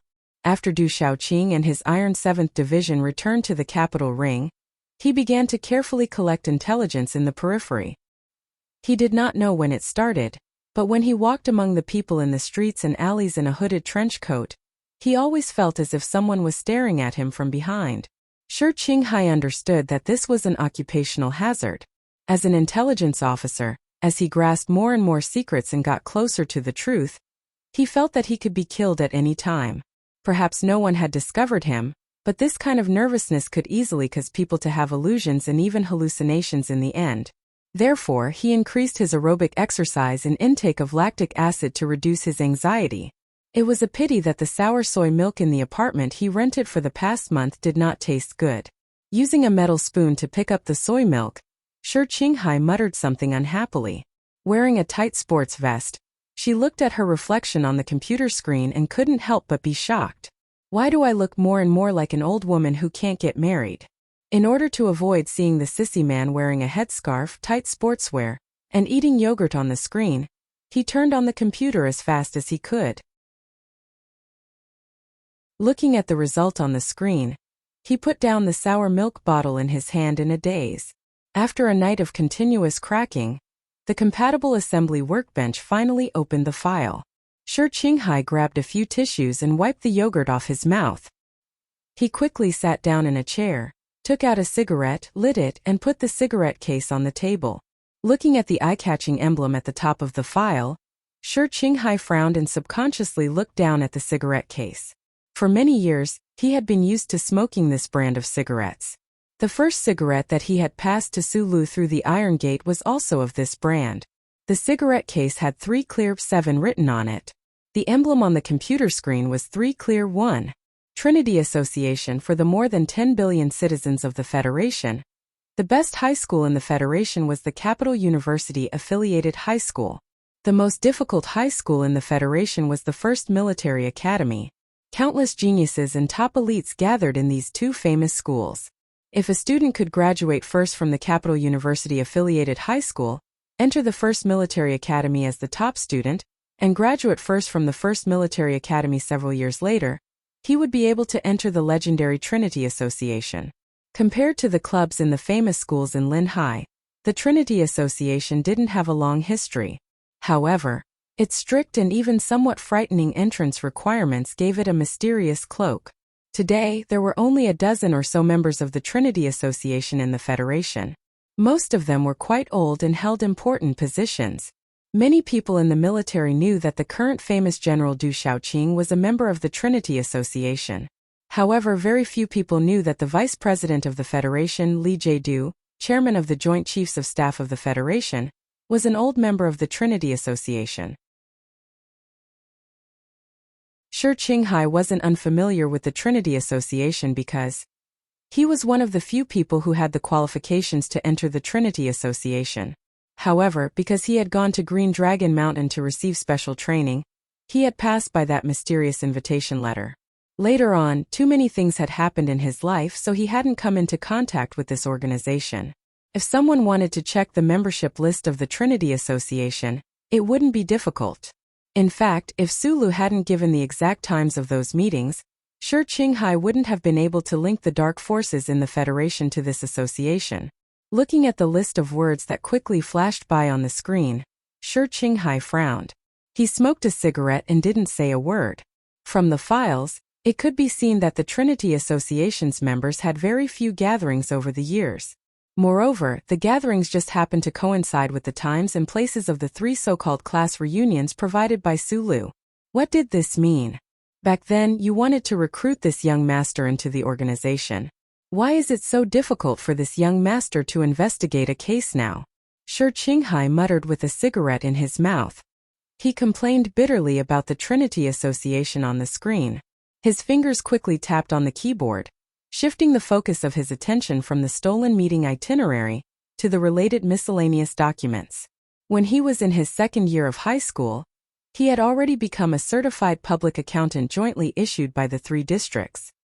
He only needed to show proof of his academic qualifications to legally falsify accounts. In the end, he didn't embark on the criminal path of using numbers to deceive the rich of the Federation because he hated the shameful rules of being an apprentice for 1 year. However, with his solid knowledge, it was very easy to find clues in the Trinity Association's uncomplicated financial records. Shi Qinghai began to dig deeper from an account attached to an office. He rubbed his hands together excitedly, sat in front of another complex calculation workbench, and began to hack into the electronic system of the bank where he had an account. Because the account storage service was not a first-class protected object in the electronic system security system, Shi Qinghai, who had been collectively trained by the 3 computer experts of the military academy, the Federation Investigation Bureau, and the anti-government army of Green Dragon Mountain, didn't need to spend much time to find the answer he needed. Starting from the 61st year of the constitutional era, someone had rented 2 rooms in the apartment building across from the capital's special district building for a long time. Shi Qinghai had once heard this address from the middle-aged man who liked to wear gray sweaters under Macklin. He was stunned. He whistled softly and put out the cigarette. He pulled out the password disk from the armrest of the chair and inserted it into the workbench. He then connected to the Federation Investigation Bureau's secondary surveillance network database. He had left the Federation Investigation Bureau for many years, but in reality, he had never really left. The Federal Central Computer under the Bureau of Proclamation was required to protect the privacy of citizens. However, the Federation Investigation Bureau had never seemed to care about this, so he was able to find a lot of things. The apartment building was indeed right across from the building of the Ministry of National Defense, and the training center could be seen across the street. After the Linhai State Gymnasium incident, more than a dozen young officers of the 2nd Military Region committed suicide in this training center one after another. Shi Qinghai narrowed his eyes and stared at the video on the hologram like an eagle. He was calm, but he looked like he could pounce at any time. The secondary surveillance camera on the street quietly played the image of the entrance of the apartment building.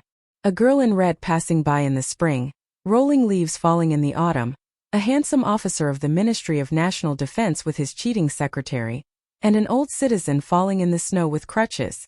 The assassination in Linhai State happened during the New Year's concert in the 68th year of the constitutional era, so Shi Qinghai set the time to be before the 67th year of the constitutional era. He also chose to skip to random at 12x speed. Even so, it still played for a long time before he saw the middle-aged man in the gray sweater. "We meet again. Your kid is doing well."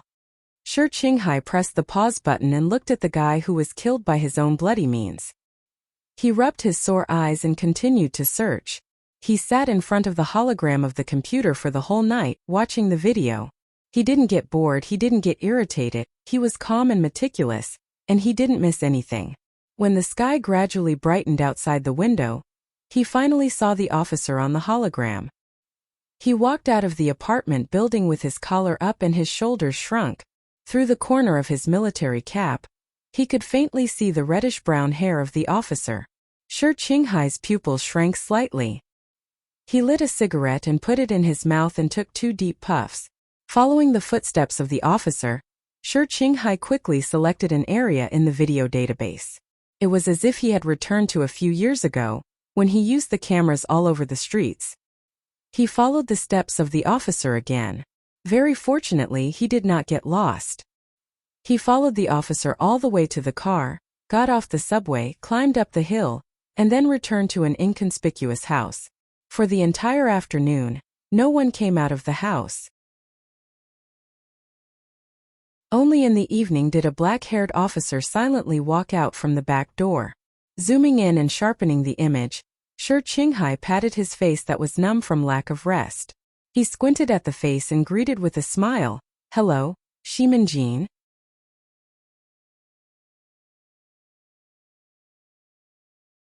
Chapter 7:16. A battered van was parked on the side of the grass. Shi Qinghai, who was wearing a gray hat, looked at the house across the street and subconsciously licked his dry lips. After lighting a 37 brand cigarette, he picked up the phone and dialed a number. "Who is it?" The other end of the phone was busy like a market or something. "It's me."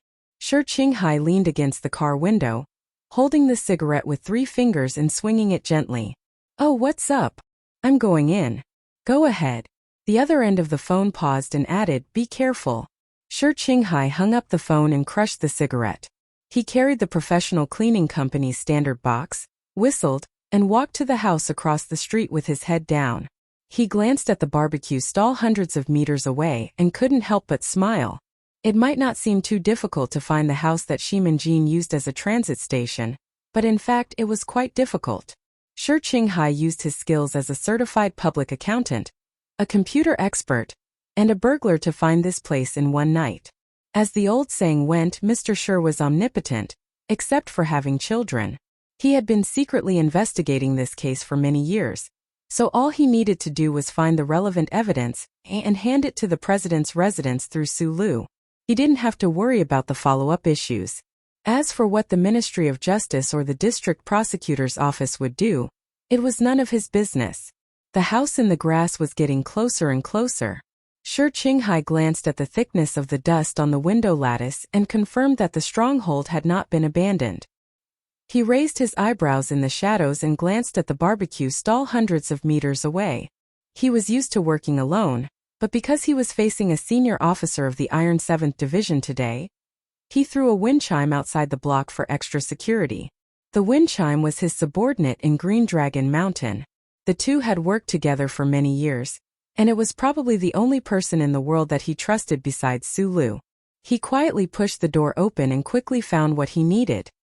He also found the dust scattered in the crevices of the bed, and the reddish-brown hair in the dust. It was very old hair. Even though the house had been swept many times, it was still stubbornly left behind. The decoration of this house was very simple, but the materials used were very expensive. As Shi Qinghai put on his gloves, he frowned as he sized up the environment of the room. He couldn't help but shake his head. He thought to himself that if a field officer could get so much allowance, the Federation would no longer need to send out money to recruit soldiers. After the matter was settled, Shi Qinghai didn't leave in a hurry. Instead, he whistled and really began to clean the room for Shiminjin. He cleaned very seriously. He didn't miss a single corner. He clearly told the owner of the room that someone had been here. However, he completely cleaned up all traces. This kind of behavior was actually a bit arrogant, but the investigation of the past few years had finally come to an end, and he didn't need to do anything anymore. Shi Qinghai was in a very good mood, especially after seeing Shiminjin's wine cabinet. More than a dozen of the most expensive wines of the Federation were displayed in the dark wine cabinet. Among them there was his favorite brandy Campanile No. 3, Oak Pearl Red, and even a bottle of his favorite Qingshou hard liquor. Shi Qinghai took out the Qingshou hard liquor from the innermost part of the wine cabinet, poured it into a cup, and said with emotion, "I was wrong. If the officers of the Federation could get such a high allowance, we would have to worry about too many young people rushing to join the army." To my amazing self, to the tasteful Shiminjin. After drinking the light blue wine in the cup, he sighed contentedly. After getting rid of the wine cup, he calmly turned around and left, just like a real cleaner. Shi Qinghai, who had more than 30 professional certificates, naturally had the judicial certificate of the Federation. Based on his legal knowledge and in-depth research of dozens of cases of the Federation, He confirmed that the evidence he had collected so far was enough for His Excellency the President and Sulu to send Mr. Byron and those angry middle-aged men to prison, and they would never be able to come out again. So he happily found a small wine glass, ordered a glass of wine, and began to relax and drink. He began to think about whether he should find a girl when he flew back to the south coast tomorrow, or continue to try to persuade Zoyu to take the child on a secret vacation together. Thinking about that minister's daughter, he frowned and shrugged his shoulders in self-mockery. After confirming that no one in the bar was paying attention to him, he took out his phone and dialed Su Li's number. Because the Westwoods region was too far away, there was no way to guarantee instant communication like the 3 administrative planets in Xianglin. Shi Qinghai habitually laughed at Sulu a few times, and then when he was about to get to the point, his pupils suddenly shrank, and his voice came to an abrupt stop. He thoughtfully stared at the transparent wine glass in front of him, gently licked his upper lip, and his left eyebrow arched like a mountain peak. His thin lips slightly raised, and he said, "The taste of this wine is really bad." He could clearly feel that the coating on his tongue was getting thicker and thicker, and he could faintly feel that there was a slightly salty taste between his teeth. It seemed like he was suffering from excessive heat, but in fact it was not excessive heat. If this situation continued to develop, the bleeding symptoms at the root of his teeth would become more and more severe, and his taste buds would completely lose their function after 6 hours. Shi Qinghai stared at the transparent glass expressionlessly, confirming that the poison was not applied to the glass, but hidden in the green wine that he drank in that private house. The poison was called heterogeneous fairy. It was colorless and tasteless, and once it entered the human body, it would cause great damage to the nervous system and circulatory system. Moreover, because of the wonderful difference between the absorption speed and the onset time, it was very difficult to detect and reverse the effects.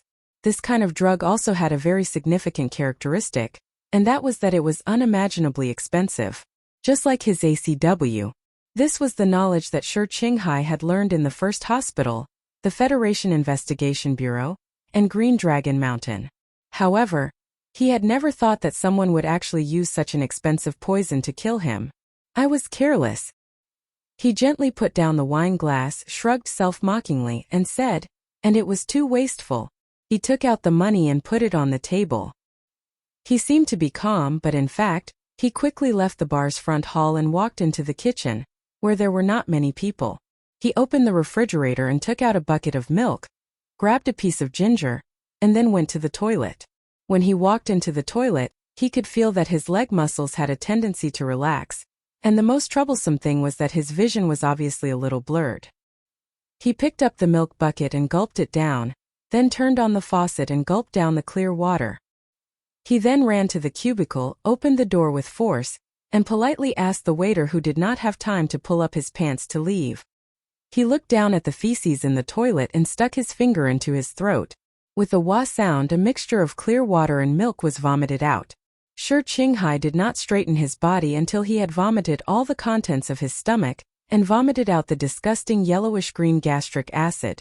He immediately stuffed the ginger into his mouth and chewed hard, letting the spicy ginger juice go through his severely injured throat and into his empty stomach. The pain instantly spread throughout his body. Shi Qinghai staggered out of the bar's back door. He raised his right arm, wiped the sweat on his forehead with the delicate sleeve of his suit, and staggered out of the alley, sticking close to the wall. In front of him there seemed to be 2 drunkards tearing at something, and then they wrapped Shi Qinghai's body in a corner. Not long after, he heard 2 muffled thuds. The Federation agent who pretended to be drunk fell to the ground, blood gushing out of his body. He was holding a cold H pistol in his hand. Shi Qinghai combed his wet hair with his left hand and held the wet pistol with his right hand. He squinted his eyes at the tall building on the other side of the wall, knowing that the sniper was there. On a quiet street in the northern part of the capital special zone, flowers were swaying on the green field. Occasionally, a few weak petals would be blown off by the wind and roll slightly on the ground. It was a different kind of scenery when you came to a cafe on the street. In addition to the chairman of the Joint Chiefs of Staff, General Li Jiedu officially took over the position of commander of the 1st Military Region from General Miles at the end of last month. Today, he was still used to drinking afternoon tea in this cafe at the back door of a courtyard, as he had done many years ago, to let his busy brain rest for a while. However, his status was different after all. Fierce armed guards were watching from the side, so there were not many ordinary diners around the parasol.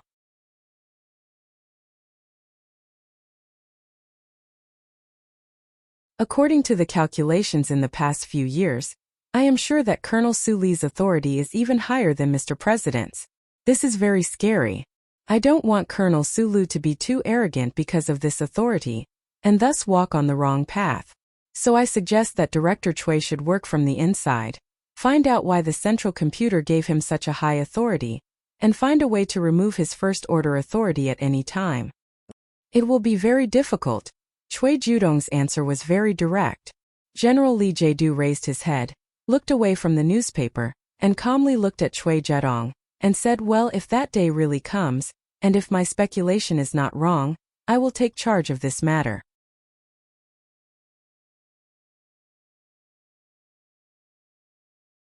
Chapter 717. Zhang Xiaoming walked down the stone steps of Parliament Hill. She was still not used to wearing high heels, so her footsteps were quick. Outside of her black-rimmed glasses, there was a hint of worry between her eyebrows. As an important staff member of Green Dragon Mountain's anti-government forces stationed in S1, she had been working on Parliament Hill for a few years. Although the Federation's news media often interviewed her and called her the Leaf of Green Dragon Mountain, it was no longer as exaggerated as it used to be. No one knew that she had secretly taken over the work of the legendary intelligence leader for the past few years. I don't care how dangerous it is. We have to find the two of them in the shortest time possible. Zhang Xiaoming's expression was filled with worry and determination. She said into the phone, "This is an order." Just today, there were some puzzling waves in the deep sea of Green Dragon Mountain within the Federation. She was now the guardian of the deep sea, but she knew very well that there were some big fish in the deep sea that she could not control. For example, Shi Qinghai, who had always had a problem with her. But the problem was that the feedback from all the intelligence channels seemed to indicate that the waves were headed for that big fish. Sitting in the professional chair, Zhang Xiaoming narrowed her eyes and stared at the street outside the window. In fact, she was staring at the transparent glass lens. The efficiency of the 4 departments of Green Dragon Mountain was indeed outstanding. In less than 10 minutes, the latest information was sent back. A row of characters quietly appeared in the middle of the black-rimmed glasses. Where is Shi Qinghai? Zhang Xiaoming, wearing a gray windbreaker, took off the long gloves on her forearms. Her face was expressionless. She didn't even look at the person standing in the corner of the room. She said, "I don't have much time. I hope you can hurry." 4 ordinary-looking men with pistols each controlled the passageways of the room. The middle-aged man who was forced to stand in the corner of the room was nothing special. There were some traces of barbecue sauce on his clothes and the smell of chopped green onions. "I don't know what you're talking about." Zhang Xiaoming calmly put the gloves into her bag and said, "Is he dead or not?" Since she had already said so much, there was no point in insisting. The man who smelled like barbecue shrugged and said, "He should be dead. There are no loopholes in the enemy's arrangement." "Why?" Zhang Xiaoming looked at him and shrugged. She didn't understand and asked, "Why are you doing this?" "Why?" The man who had just returned from the barbecue stall laughed nervously and said, "We are all colleagues. He can go around picking up girls, but I can only make barbecue every day. He can do big things, but I can only do small things." The middle-aged man looked at Zhang Xiaoming and said mockingly, "Do you know that I was the one who found his ACW? I was also the one who found his information. Why is he so arrogant while I can only be a good grandson and help him?" If I remember correctly, Shi Qinghai is used to working alone. The only person he trusts is you. Feng Ling. Zhang Xiaoming frowned, looked at the man in front of her and said, "Is this how you treat his trust?" The man indifferently raised his head and did not speak. It was not until he saw the black muzzle that his breathing suddenly became rapid. The veins on his neck bulged as he shouted, "You can't kill me. I'm the person in charge of the 4th section. Why can't I kill you?" Zhang Xiaoming asked expressionlessly as she held the small pistol in her hand. "Bah, we risked our lives for the boss. Why should he give you such an important position?" The man said in a hoarse voice, As for killing me, I didn't do anything. Why should you kill me? Zhang Xiaoming shrugged. You betrayed your comrades and cooperated with the Federation government's agents. Do you need more reasons? The man looked at the black muzzle and his breathing became faster and faster. He finally gave up and said loudly, Okay. I didn't expect your reaction to be so big and so fast. This matter is very simple. Shi Qinghai is a traitor. He has left the organization, so the committee has decided to cooperate with the government to eliminate him. The specific mission instructions are in my electronic pen. You can check them. I have direct authorization from the committee. If it wasn't for the confidentiality, I would have said it to scare you. Fuck. After saying this, the man angrily pushed away the pistol in front of him. He walked to the refrigerator and took out a water bottle.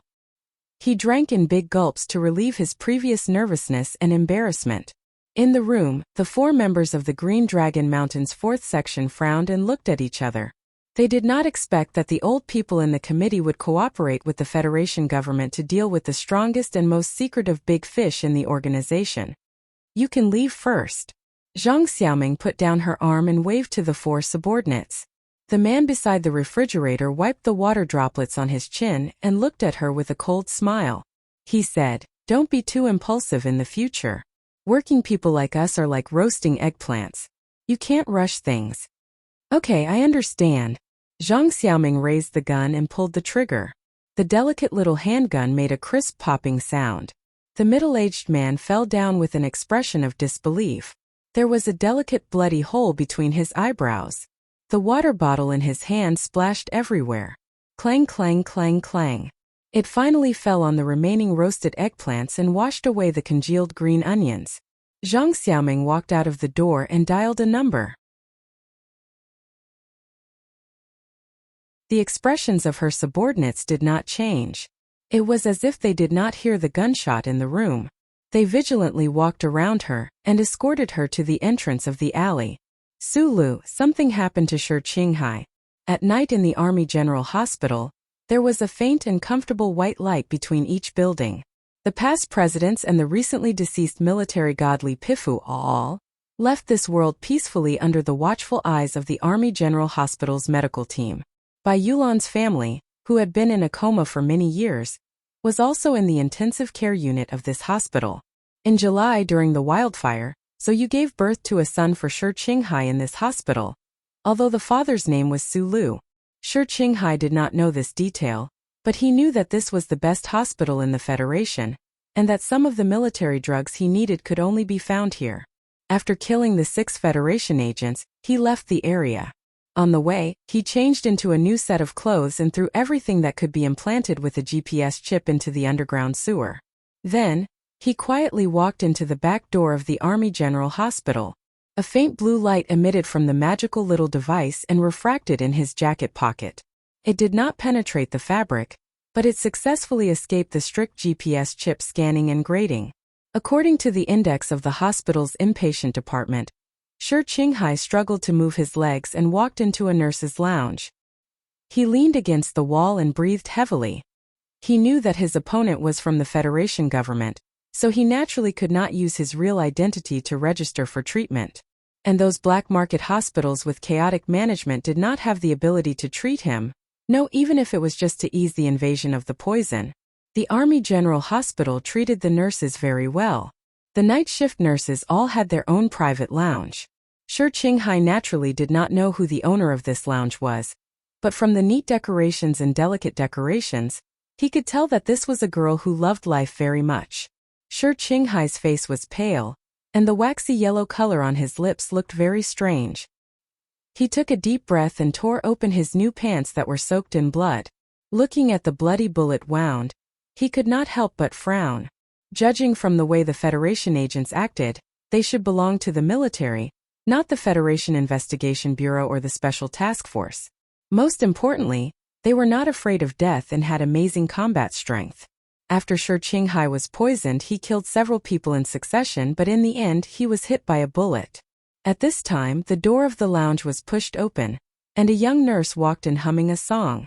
She was about to take off her pink nurse uniform when she suddenly found a strange man on her bed. Her delicate face suddenly changed color, and a few fine freckles seemed to fly along with her scream. However, there was no sound in the lounge, only silence. 1 minute later. Don't be afraid, I'm a good person. Shi Qinghai slowly withdrew his index finger from the girl's lips and gently explained.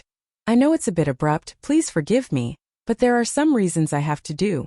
Maybe it was because Shi Qinghai was sitting so steadily that he appeared to be calm and open, or because his smile was so charming, like peach blossoms in the spring breeze, that no one would have the slightest suspicion of him. Maybe it was because his tone of voice was so gentle, like a willow tree gently brushing the surface of a lake. Maybe it was because Mr. Shi was so handsome that no one would believe that he was a bad person, and no one would believe that with his looks, he would need to rape someone. Therefore, the young nurse with a few cute freckles and a delicate face, although she was so scared that tears welled up in her eyes at that moment miraculously, the scream that was about to escape from her mouth was sealed by a weak index finger, and her expression gradually became calm. Hello, this is my ID. Shi Qinghai struggled to take out the ID from his jacket pocket, handed it to the young nurse, and said with a smile, I belong to the 2nd Department of the Special Forces Combat Room of the 1st Military Region. I was injured in the course of a mission, so I came here. The young nurse confirmed that there was no problem with the ID, looked at him vigilantly and uneasily, and said, Then I'll call the doctor for you. After all, she didn't dare to stay in a narrow and private space with a stranger, even if he was very handsome. The young nurse wanted to leave immediately because she didn't scream, but Shi Qinghai wouldn't give her a chance to leave.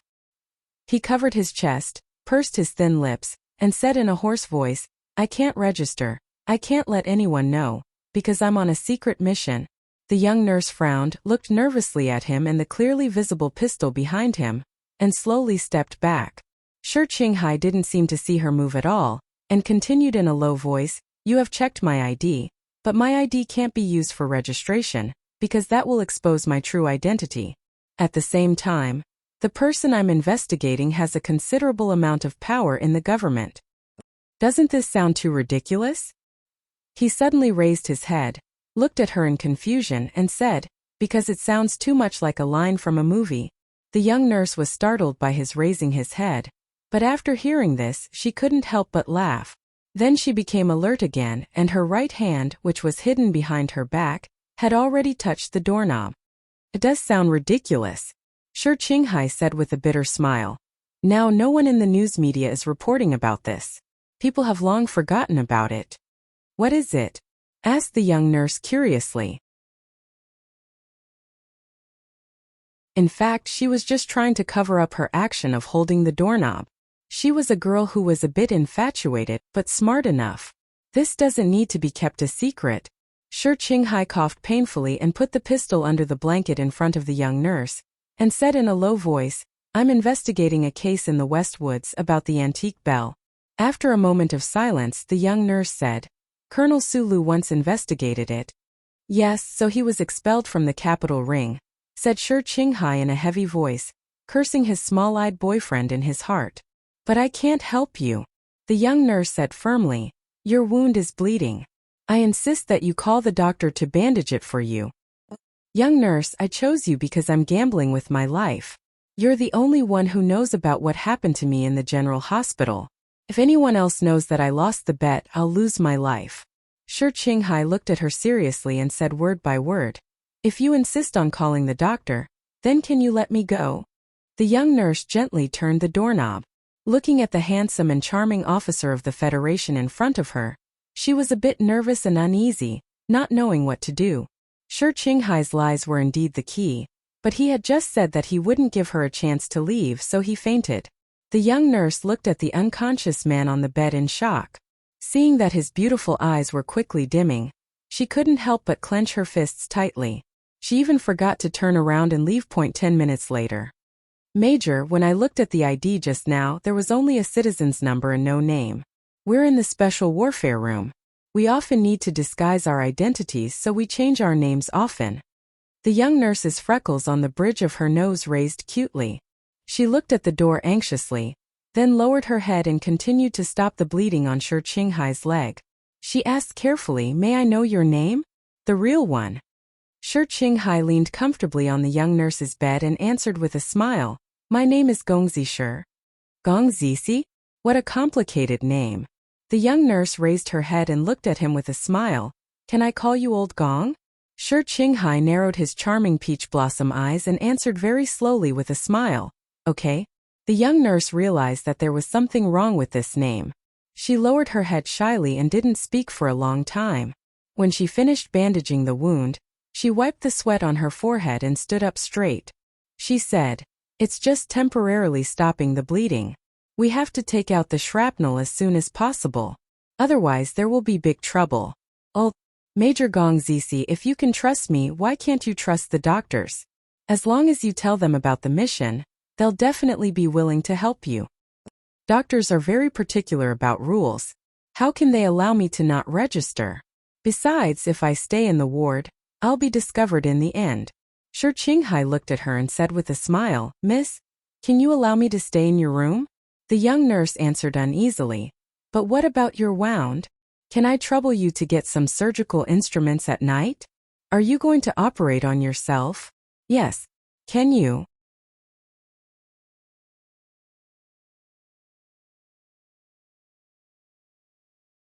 Chapter 718. The pretty nurse had a very homely name. Huang Li, probably because her name sounded like a bird. Her voice was crisp and pleasant. There were a few playful freckles scattered around the tip of her nose. She didn't make any sound when she walked, making her feel particularly light and agile. She carried the lunchbox to the lounge and gently turned the doorknob. She cautiously glanced at the empty corridor behind her and quietly walked in. However, she didn't immediately go behind the curtain. Looking at the back of the man who was receiving an intravenous drip, she subconsciously covered her forehead. She didn't know what had happened to her. She actually took in this patient who came out of nowhere. Yes, there was no problem with Gong Zixi's military ID, but why did she make such a risky decision? Was it because of the impulsive desire for adventure in every girl's subconscious? Or was it just because this officer was too charming? Huang Li laughed self-deprecatingly. She lifted the curtain and walked in. She put the warm lunchbox on the table and checked the data on the electronic infusion pump. She somewhat cautiously sat down and asked, "Do you want me to bring an anesthetic pump?" "No, thank you." Shi Qinghai looked at her with a smile and pointed at the bullet wound on his calf. He said, "It didn't hit the bone, so there's no need for periosteal reduction. It won't hurt that much. By the way, here's the serum albumin and anticoagulant you asked for. There are also 3 heavy-dose tin tablets." Huang Li took out the medicine bottle from her bag and looked at Shi Qinghai in confusion. She asked, "Why do you want these things?" "I have a DVT." Shi Qinghai opened the bottle and began to take the medicine. He didn't say thank you, but he knew in his heart that it was very difficult to get these military drugs even in the Army General Hospital. The cute nurse in front of him could be said to be naive and gullible, but this was also a kind of pure and clean kindness. Deep vein thrombosis? Huang Li tried to recall the contents of the pharmacy elective course in the nursing department. "Yes. You see, I can't wash the blood in my current condition, so I can only use medicine." Shi Qinghai frowned and resisted the burning sensation caused by the medicine in his stomach. After a moment of silence, he rolled up his sleeves and looked at her sincerely. He said, "Huang Li, can you help me test my blood?" "No problem. The electronic spectrometer is just next door." Huang Li smiled sweetly. She quickly took out a blood needle and a restraining belt and put them on Shi Qinghai's arm. Her slender fingers quickly rubbed his smooth elbow. "We may need to use a centrifugal pump." Shi Qinghai watched as the bright red blood slowly flowed into the small transparent bottle in her hand. He said somewhat embarrassedly, "I may need a whole set of protein decompression procedures, so I have to do a blood test." "I don't understand the protein decompression procedure." Huang Li took off the blood sample and looked at him. "What instruments and drugs do you need?" "I'll give you a list later," Shi Qinghai replied. Huang Li subconsciously covered her forehead again. Her light pink nurse cap was about to fall over her black hair. She widened her eyes and said with a silly tone, "How do you know everything? Could it be that the military academy also taught clinical medicine? From what I can see, you are qualified to be an attending physician in our hospital." Shi Qinghai was used to the little girl looking at him with admiration and shock. He leaned against the headboard and said with a smile, "You're exaggerating, aren't you? I've told you many times I don't know how to give birth." It was already late at night. There was a suppressed cough in the lounge.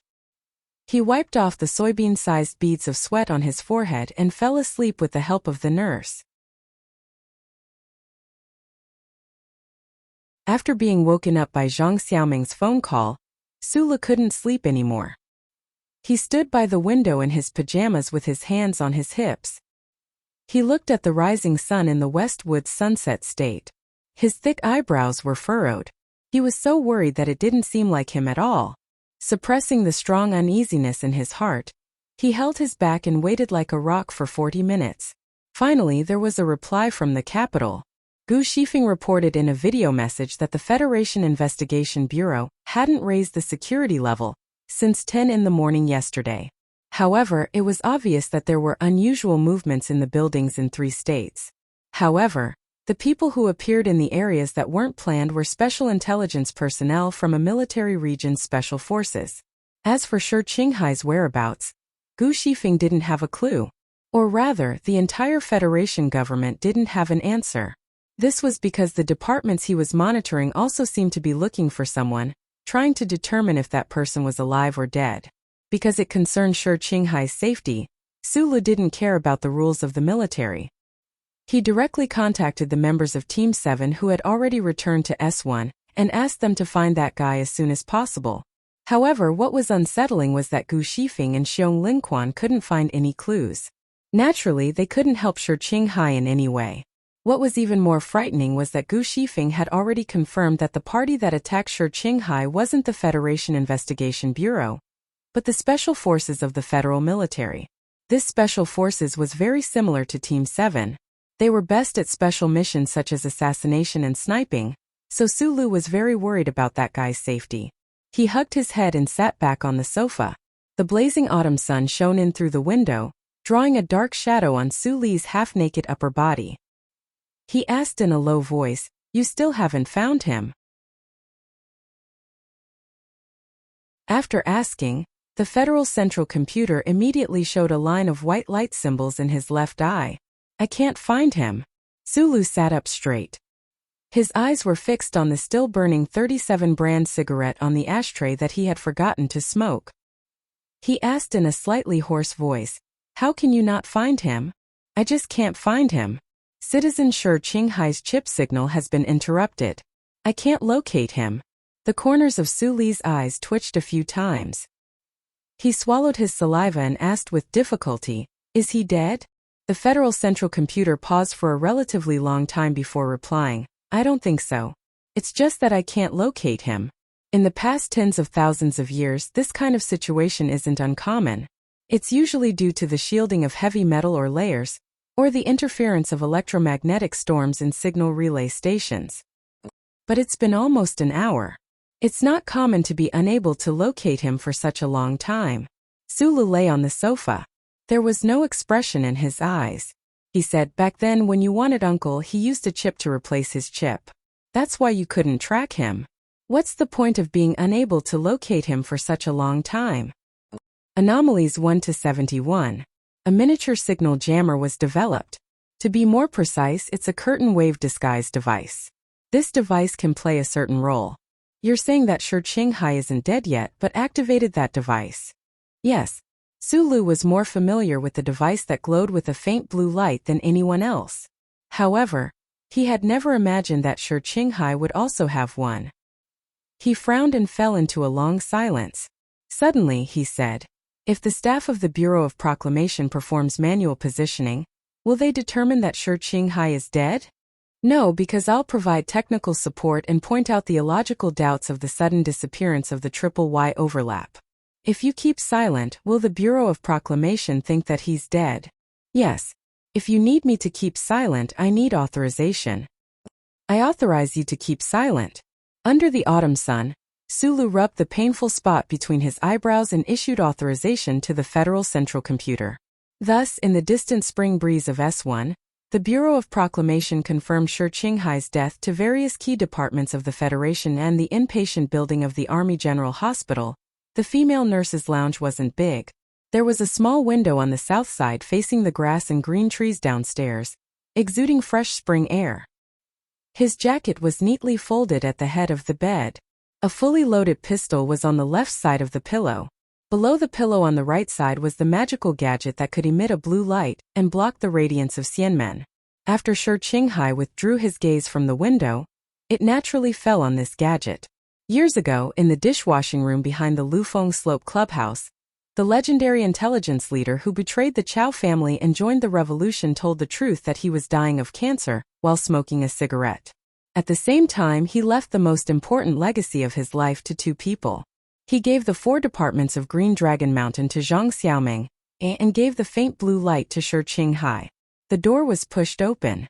Huang Li, who was panting, came in with an umbrella and a lunchbox. Probably because she walked too fast, the young nurse's face was red like an apple. She explained while wiping the tableware, "The second cafeteria is cooking stewed pork ribs with wax melon today. I heard that it's very delicious. I couldn't taste the synthetic flavor at all, so I went to the surgery building to get it. That's why I'm late." Shi Qinghai looked at the kind and cute young nurse with a smile. He didn't say anything. He had been hiding in this small nurse's lounge for 2 days. It was obvious that the young nurse didn't have many friends in the hospital. It seemed that she didn't have any family in the special administrative region of the capital, so she had a lot of time to take care of him. Huang Li used a metal spoon to carefully press the rice into the pork rib soup. She added some olives, stirred the soup evenly and brought it to Shi Qinghai. She glanced at the infusion tube on his left hand and smiled. "Do you want me to feed you? You can do it yourself." Shi Qinghai retracted his knee and put the lunchbox on top of it. He ate slowly, occasionally coughing in a low voice. Huang Li quietly looked at the handsome face of this mysterious military officer. She didn't know why, but she felt that her cheeks were a little hot. She subconsciously put her cold hands on her cheeks and said in a low voice, "For the past 2 days, the people in the cafeteria have been laughing at me for eating too much. Someone actually guessed that I'm pregnant. It's all your fault." Shi Qinghai raised his head and looked at her innocently until her face turned from a red apple to a morning sun. "No, that's not what I meant," Huang Li hurriedly explained while wringing her fingers. She didn't dare to look into his eyes. "Do you have a boyfriend?" Shi Qinghai suddenly asked. "No." Huang Li probably thought of something in the past. Her thin eyebrows furrowed, as if she was hiding some deep sadness. "It seems that there are a lot of blind men." Shi Qinghai smiled. He was still charming, but his lips were a little purple. It was a little difficult to smile.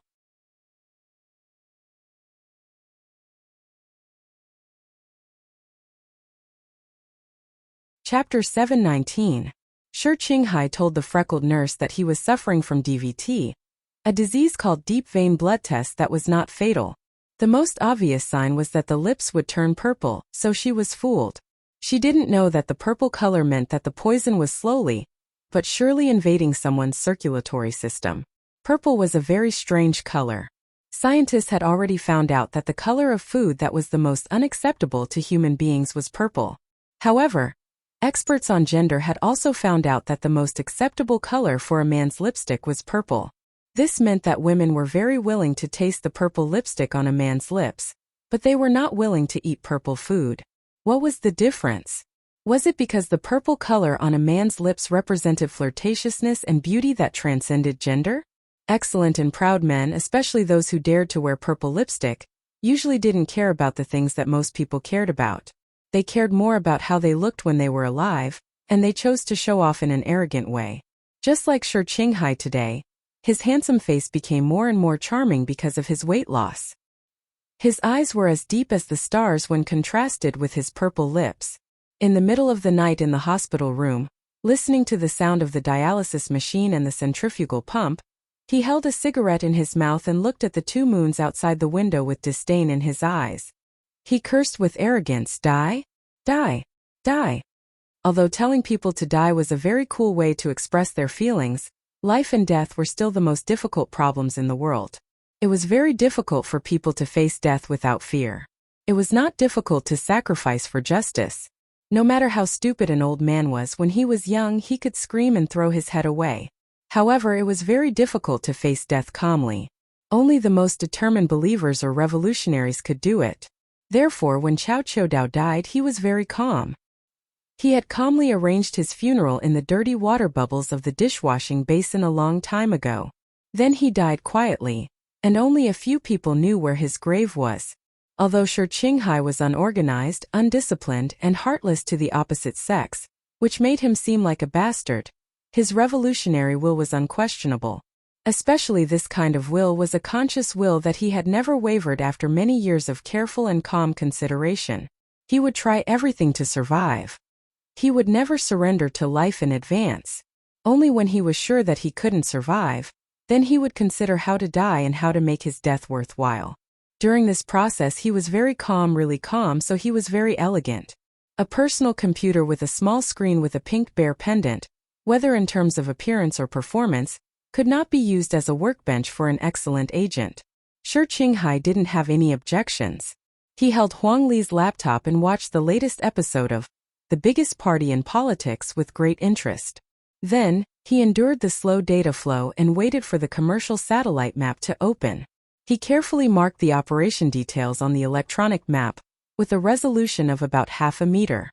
He drew up a plan very seriously, just like the infusion equipment and dialysis equipment in this small room were performing the protein decompression procedure very seriously. This treatment would take at least 3 days. Early in the morning, a beautiful ray of light shone through the branches of the spring trees. It then blissfully penetrated the small window and fell on Shi Qinghai's face, waking him up from his contemplation. After a busy night, his face was a little pale, and the purple on his lips was a little deeper, which made his eyes and brows look especially charming and beautiful.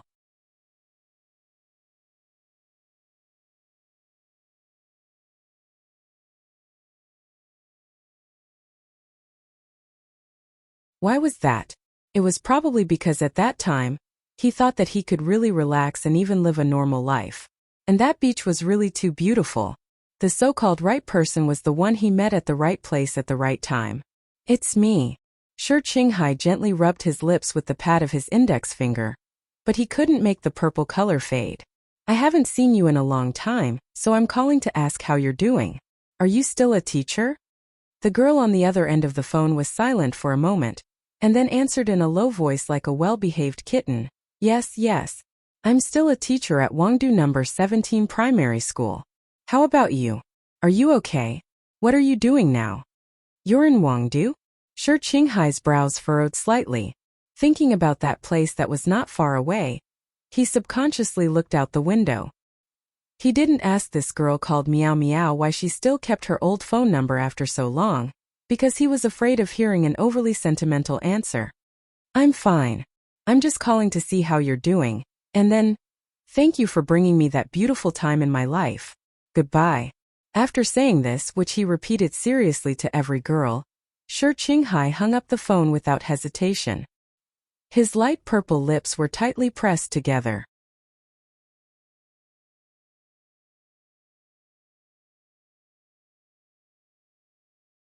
Chapter 720.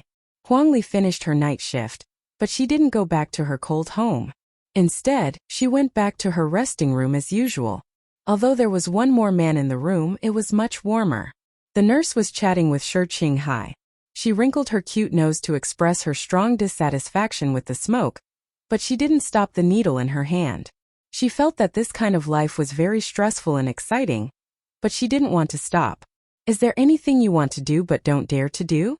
Shi Qinghai was lying on his back at the head of the bed with a cigarette in his mouth. He squinted his eyes and looked at the pretty nurse like a pervert. The problem was that his lips were too purple, and his eyebrows were too straight, so the pervert became a charming existence in some kind of religious fresco. Why are you so bad? Huang Li shyly buried her head and didn't dare to look at his eyes. She only dared to stare at the needle in the knitted sweater. You're still an officer of the Federation. Shi Qinghai was choked and coughed again and again. He quickly explained, I'm serious. Huang Li frowned and looked up. Her freckles were shining in the morning sun. She suddenly said seriously, I was dumped by my boyfriend. Can you help me vent my anger? Okay. Shi Qinghai's answer was very simple and direct. Aren't you going to ask about the situation? Huang Li opened her eyes wide in surprise and asked while covering her mouth. Please, I'm a spy. I don't have time to study these things. I promise you I'll do it. Shi Qinghai waved the cigarette in his hand. You don't look like a member of the special forces.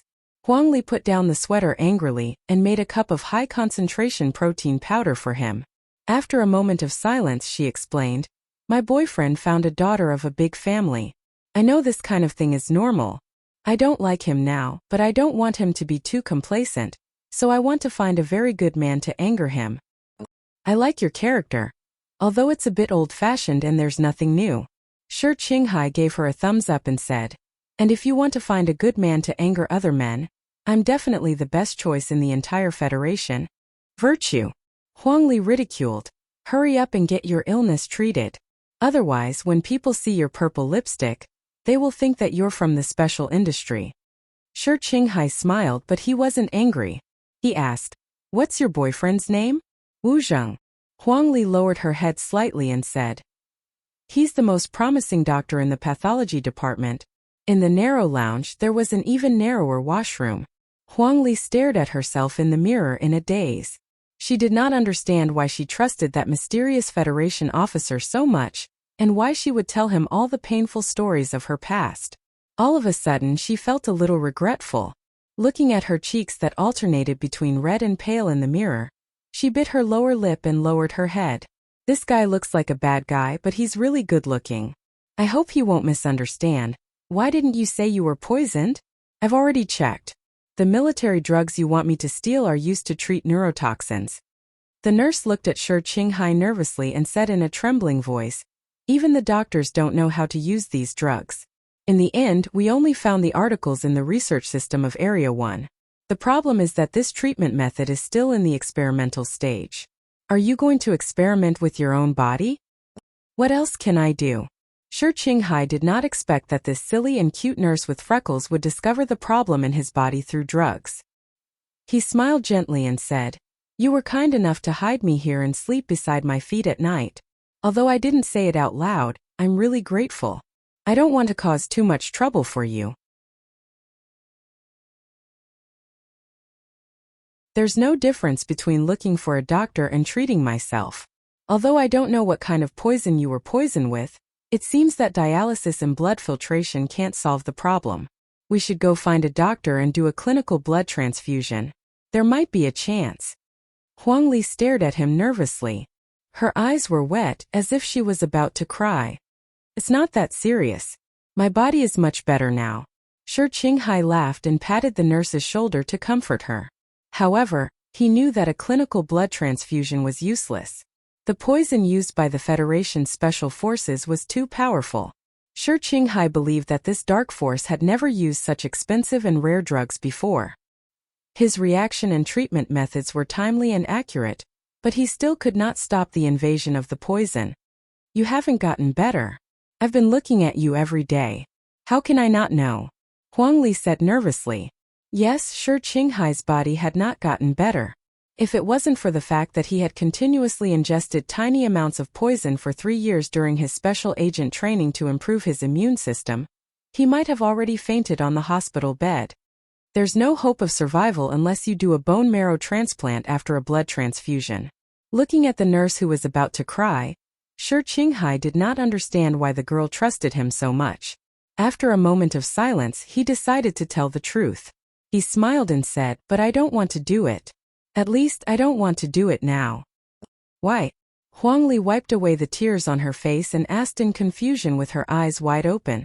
There's a big possibility that you'll be paralyzed. Shi Qinghai wrinkled his nose and stretched out 2 fingers to show the distance. It's very big, so it's not interesting. It's interesting to be alive. The nurse clenched her small fists and retorted. If you could be reincarnated in the next life, but could only be an animal, would you rather be an eagle than a tortoise? Shi Qinghai lowered his head and smoked his cigarette. His light purple lips were very eye-catching. So for life, living freely is always more important than dying slowly. The nurse opened her slightly red eyes and said stubbornly, "Why not be a rabbit?" Shi Qinghai smiled and lowered his head to play with the carbon filter between his fingers. He said, "I've drunk the best wine, driven the fastest car, flown a plane or spaceship, played with the most powerful gun, and slept with the most beautiful woman. I have no regrets in this life." Why do these words sound so familiar? Because these are the common lines of the Playboy in Schiller's early scripts. Slept with the most beautiful woman? Huang Li laughed at him clumsily and tried to persuade him. Playboy, don't always try to brag about your achievements. You haven't slept with Jian Shuer. Shi Qinghai raised his charming face and laughed happily. Of course I can't bully my friend's wife. But even Jian Shuer's man has to admit that my woman is not inferior to his woman. But you should still do the surgery. The nurse was speechless and said with a red face. Shi Qinghai looked at her and gently lifted her chin. His fingertips gently rubbed the soft flesh under her chin and said in a low voice, "I'm not trying to be pretentious. Death is not scary. The scariest thing is to die in bed and in your sleep. Isn't this the happiest way to leave the world? When we're born, we don't know how we came to this world. We don't have the authority to approve or review. We don't even have any memory." Shi Qinghai said, "In this life there are only two words. Life and death. You can't remember when you were born. If you don't even know how you died, then your life is too muddled. How can there be any happiness in it? I've always wanted to know or control how I died. If I had enough time, of course I would design my death beautifully.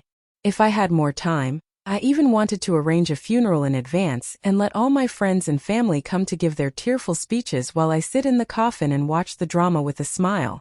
Shi Qinghai's eyes were very calm because he was speaking the truth.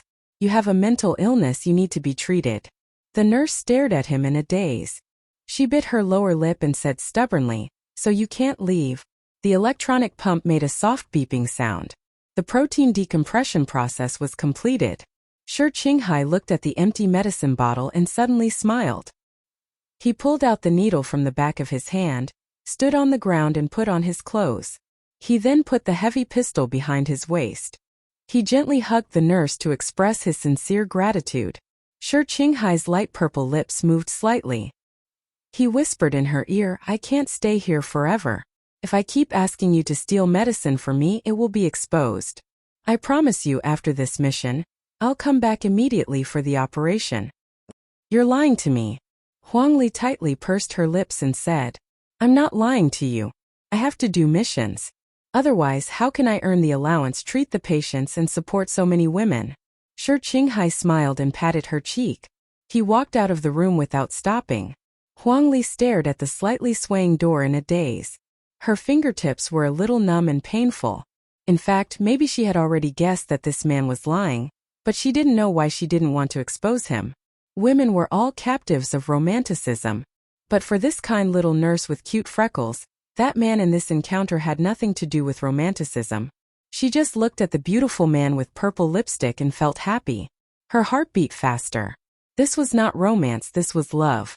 For the little nurse, these few short days were probably the most unforgettable time in her life. If she wanted to tell her granddaughter the story of the past when she was old, she would definitely not leave out this part. "I'll support you." She suddenly rushed out of the room and shouted loudly towards the end of the corridor. Perhaps because she shouted too loudly, there was even a trace of crying in her voice. No one appeared at the end of the corridor. Only the startled patients and nurses curiously poked their heads out. They looked at the girl who was squatting on the floor and crying bitterly. They didn't know what had happened. Shi Qinghai, who left the Army General Hospital from the back door, didn't know what had happened upstairs. He smiled and stole a car, then entered the capital special district. He took the necessary tools from a place that only he knew. Then he walked into an old wig shop in a remote area and bought a reddish-brown wig. He looked in the mirror and tried to put it on his head. He felt that the reddish-brown wig and light purple lips were very ugly. He couldn't help but shake his head.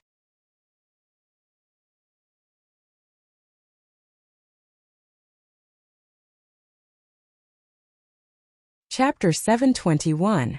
Because of the military god's funeral, Many of the Federation government's affairs had to be delayed. Especially some activities that contradicted the solemn atmosphere of the funeral, such as awards, celebrations, and the like, were delayed for a longer time. The first batch of troops to attack the empire had already rotated for more than a month. Because of this reason, the award ceremony was only held today. The soldiers on the front line were brave and had obtained outstanding military achievements. Because of this, the number of people who were awarded was particularly large. The entire award ceremony was held over 2 days. Yesterday, Mr. President Pabre had already held a ceremony for the 17th Division of the 1st Military Region.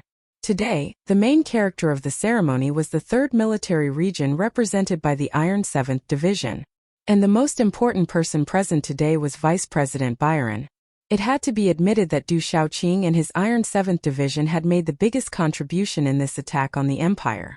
Therefore, even if Mr. President couldn't personally come because of important matters, the entire award ceremony felt a little higher than yesterday. At the corner of the Charter Square, the Parliament Hill had already gathered countless dignitaries. And in addition to the reporters entering the hall, the Federation's major TV stations arranged even more cameras under the long stone steps. They were responsible for transmitting the heroic image of the Iron 7th Division and the other troops to every family's TV screen. Shimin-ji knew that he would be awarded the second-class Purple Letter Medal today. This was a very rare honor. But this was not the main point he was concerned about. He was worried about his relationship with his teacher. It seemed that he could never return to the past.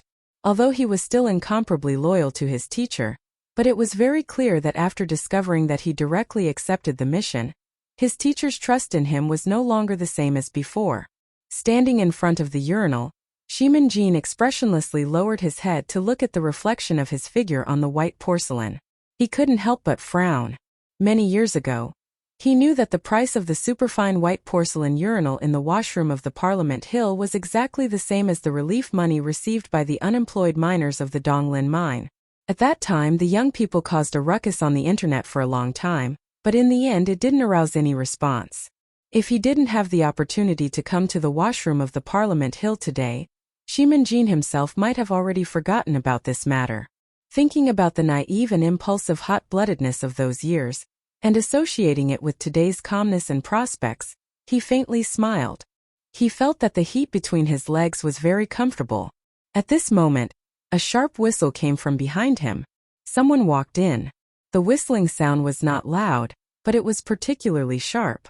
The tune was lively and jumping without stop. Moreover, it was somewhat familiar.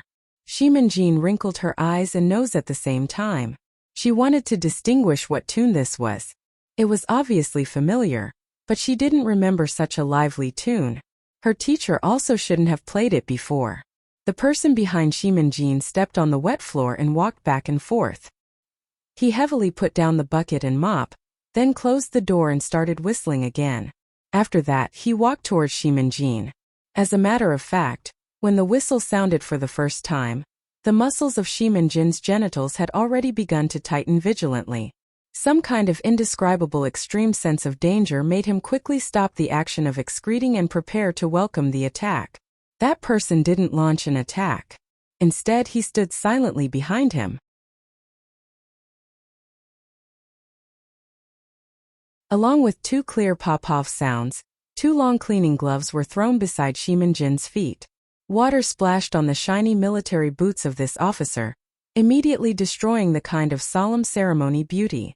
Hearing the sharp whistle sound gradually becoming hoarse, Shimin-ji's pupils shrunk. Staring at his own figure and that fuzzy shadow behind him, he took a deep breath and tightly pursed his lips. Then with a schwa sound, he pulled up the zipper of his military pants, then silently turned around. Wearing brand new military uniform, the senior officer of Iron 7th Division, Colonel Shimin-ji, had his hands behind his back. With indifferent expression, he looked at that cleaning worker wearing hat in front of him. Looking at the clear and cold eyes of this person, he asked, "Sure Qinghai?"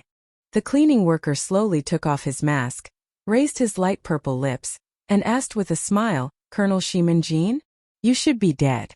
After being silent for a moment, Shimin-ji suddenly said, "Sure Qinghai put on that big white cotton mask again, and said from under the mask, My luck is good. Shimanjin's sharp eyes fell on his mask, and said, We have studied you, you are overconfident, so you are not too difficult to deal with. Of course there is a reason to be confident. Shi Qinghai used his slightly wet left hand to rub his nose, and said, That is why I can stand in front of you now. Is the wine delicious? I rarely drink such expensive wine, but I heard you like it, so I specially prepared some for you. Shimanjin suddenly laughed and calmly said, You should know that the seasonings inside the wine are much more expensive than those 10 bottles of wine added together. The taste is not bad, but it's a pity. I thought you were also a wine lover, so at that time I also praised your taste. Shi Qinghai said, Now that I think about it, I made a mistake, a real wine lover. It is impossible to live as trivial and cowardly as you. Shimanjin put his hands behind his back, looked at him sympathetically, and said, Since you have already drunk wine, then you will die sooner or later, unless you immediately go for a bone marrow transplant, but then you may become a vegetable. As the most outstanding student of the Green Dragon Mountain Hospital, you should be very clear about the consequences. Since that is the case, I suggest you go to the hospital immediately, instead of standing here and chatting with me. Verbal humiliation has no meaning to people like us. You are wrong. I am not chatting with you, I am humiliating you, intimidating you, and making you feel fear, because I like to do such things. Shi Qinghai lightly held the pistol, smiled, and aimed at Shimanjin's forehead and said, And you have to know that we are never the same kind of people, especially now I have a gun in my hand, and you don't, so you can only accept my humiliation. Relying on the 3 layers of chip scanning and the whole body scanning, no one had ever been able to bring a weapon into the Parliament Mountain Hall, but today Shi Qinghai clearly broke this rule, because sometimes he could emit a blue light because of his purple lips. Shimanjin, who was being aimed at by the black muzzle, couldn't help but slightly twitch his eyebrows, frowned and said in a low voice, You can pull the trigger directly. Why would I do that?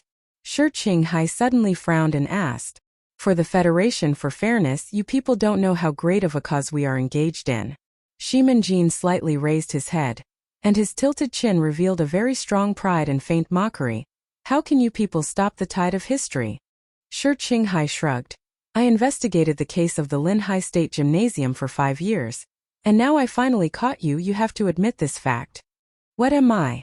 Shimanjin suddenly laughed nervously, and looked at the big mask on Shi Qinghai's face as if he was looking at something ridiculous, and asked, Do you and Sulu know who your enemy is? Do you know who we are? Shi Qinghai raised the pistol, aimed at his forehead, and calmly asked, Yes, I really want to know who the councilman behind you is. At first I thought it was Byron, but I found that I miscalculated the timeline by 2 months, so the councilman you serve is someone else. Also, I want to know how deeply involved Du Shaoqing is in this matter. Shimanjin seemed to be able to guess that the bullet would enter his brain in the next moment, and his breathing became rapid. After a while, he frowned and said coldly, Shoot, maybe in the future I can convince you why our path is right, why we have to make a move on those families, this federation. Without waiting for him to finish his impassioned speech, a muffled crisp sound echoed in the bathroom. The sound of a pistol with a silencer was not loud, but the crisp sound of a spring firing was so pleasing to the ear. Shimanjin covered his bleeding abdomen, staggered against the wall, and looked at the light smoke coming out of the barrel in Shi Qinghai's hand in disbelief. It seemed that he did not expect the other party to shoot so suddenly, and the electronic military knife that he held tightly behind his back also fell to the ground miserably. You feel that you are going to die, so you want to make a speech to strengthen your fear of death? Or are you trying to convince me with these words?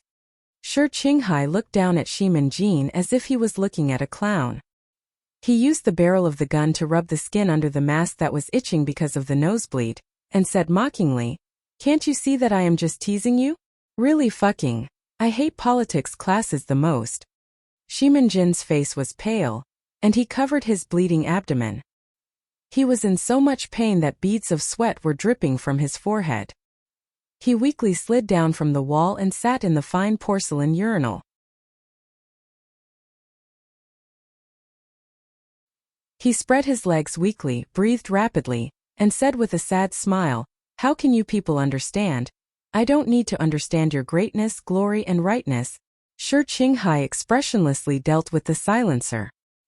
He did not even look at him and said, Everyone has their own greatness, glory, and rightness. For me, what you did was murder, shameless and despicable.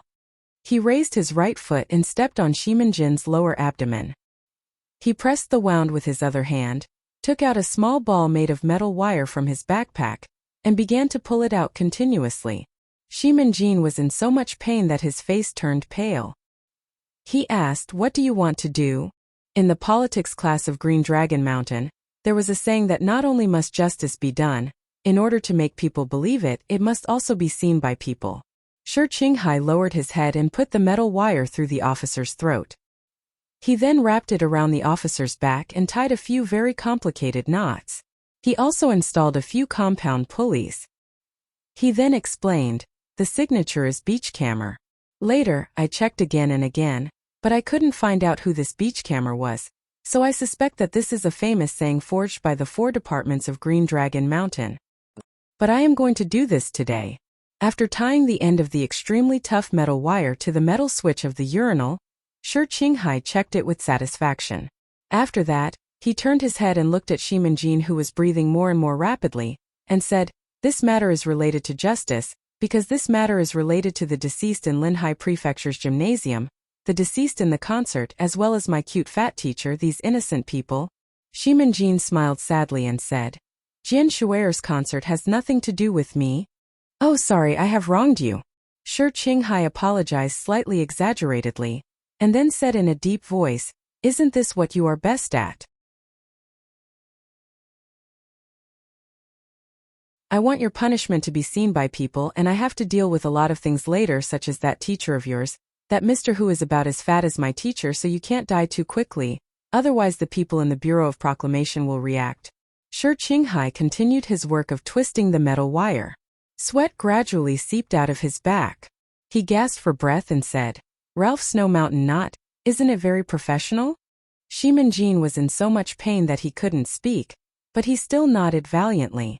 Shi Qinghai picked up the military knife from the wet ground and made 2 cuts on Shimin-jin's abdomen, then slowly stabbed it in. The friction between the sharp metal and the tight muscles made a strange sound, and blood slowly seeped out from the edge of the knife.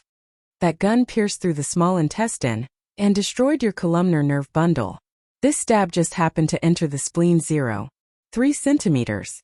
According to the speed of bleeding, you will immediately lose consciousness, and then after half an hour you will die, and then the Bureau of Proclamation will receive the message that your chip is no longer working. Shi Qinghai frowned and slowly pulled out the military knife, and gave the last technical explanation to Shimin-jin, who was about to faint from the pain. "Don't you think I am very professional?"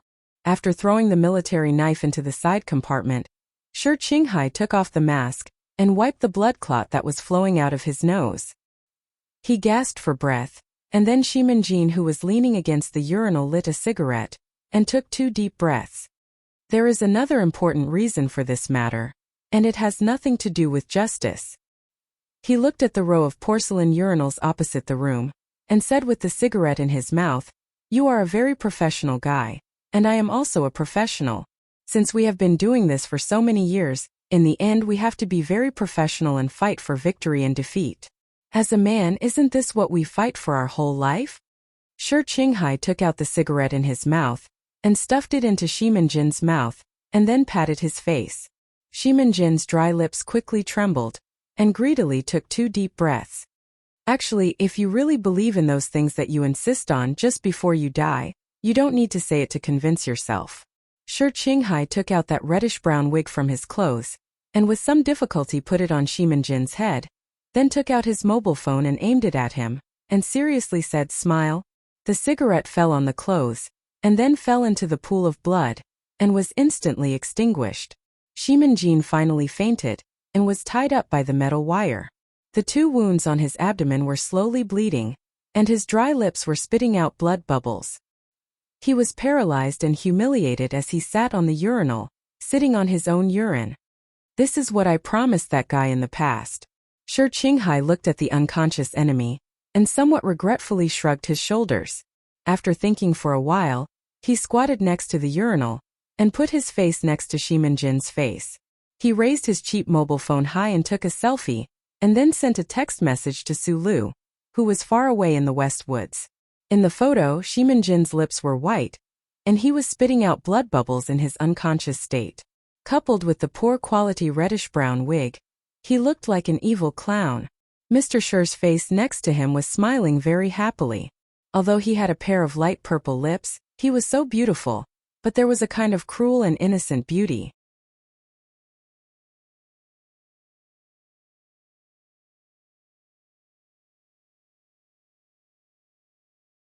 Chapter 722. Shi Qinghai took off his janitor's uniform, took out a dark green military windbreaker from his backpack, and put it on. Then, he began to attach a gun to the standard buckle on his belt. All kinds of guns were neatly arranged inside the windbreaker, glowing faintly, like a series of sharp knives prepared by a master chef. Whistling faintly, he walked to the sink and washed his face. After rinsing off all the sweat and blood with cold water, he began to seriously apply lipstick in front of the mirror. This time it was a real lipstick. It was to cover up the purple color of his fake lips.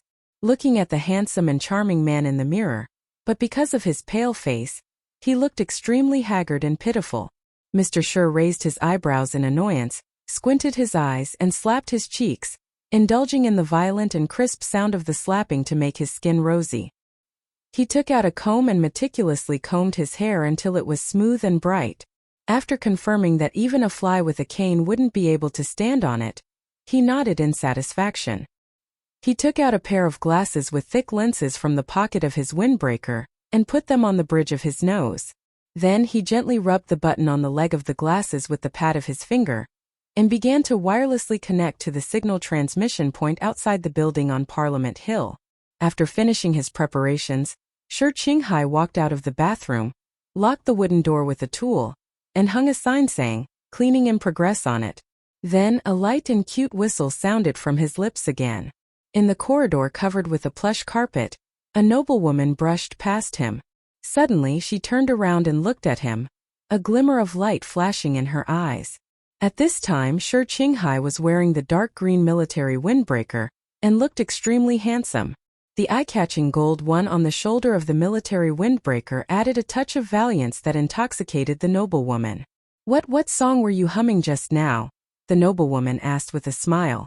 Shi Qinghai stopped in his tracks and answered with a smile, "Madam, it was 27 glasses of wine." "A very old and beautiful song," the noblewoman said reservedly. "Are you an officer here to participate in the award ceremony? I know there will be a dinner after the ceremony, but I don't know if you have any plans after the dinner." This noble lady was very charming, but unfortunately Shi Qinghai did not have the time. He bowed slightly and politely expressed his sincere apology. "Sorry, I have some important work to do after the award ceremony." Shi Qinghai indeed had a very important job to do, especially after sneaking into the Special Task Force's security list and confirming that Vice President Byron would not be attending the dinner after the ceremony today. Instead, he would be leaving right away, so he was forced to work earlier. In order to commend the heroic deeds of the frontline soldiers, Parliament Hill passed a temporary proposal to generously provide a magnificent Parliament Hall to the Department of National Defense for the purpose of holding an award ceremony. Shi Qinghai leaned against the inconspicuous wooden door on the side. Holding a glass of light-colored sparkling apple wine, he calmly observed the interior of the tall and magnificent Parliament building. After the award ceremony, there would be a grand dinner. The organizers had prepared a huge wine tower, which happened to be behind the door behind Shi Qinghai. The light blue sparkling wine had a pleasant color to it, and it looked like the perfect combination of magnificence and serenity in the mountains. Shi Qinghai finished a glass of sparkling apple wine and drank another. When he picked up the third glass, he raised his eyebrows slightly and looked up alertly. He saw a beautiful woman in the crowd in the distance.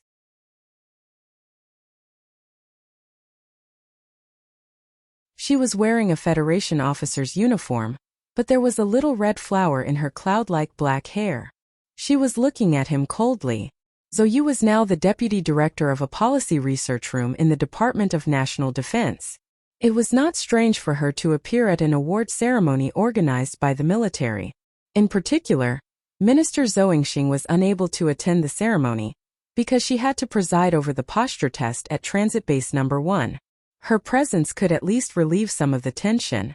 Zhou did not know that Shi Qinghai had gone missing during this time, so when she saw him standing in an inconspicuous corner, wearing a well-ironed military trench coat, she only felt a little strange. Shi Qinghai raised the glass of sparkling apple wine in his hand and smiled at her.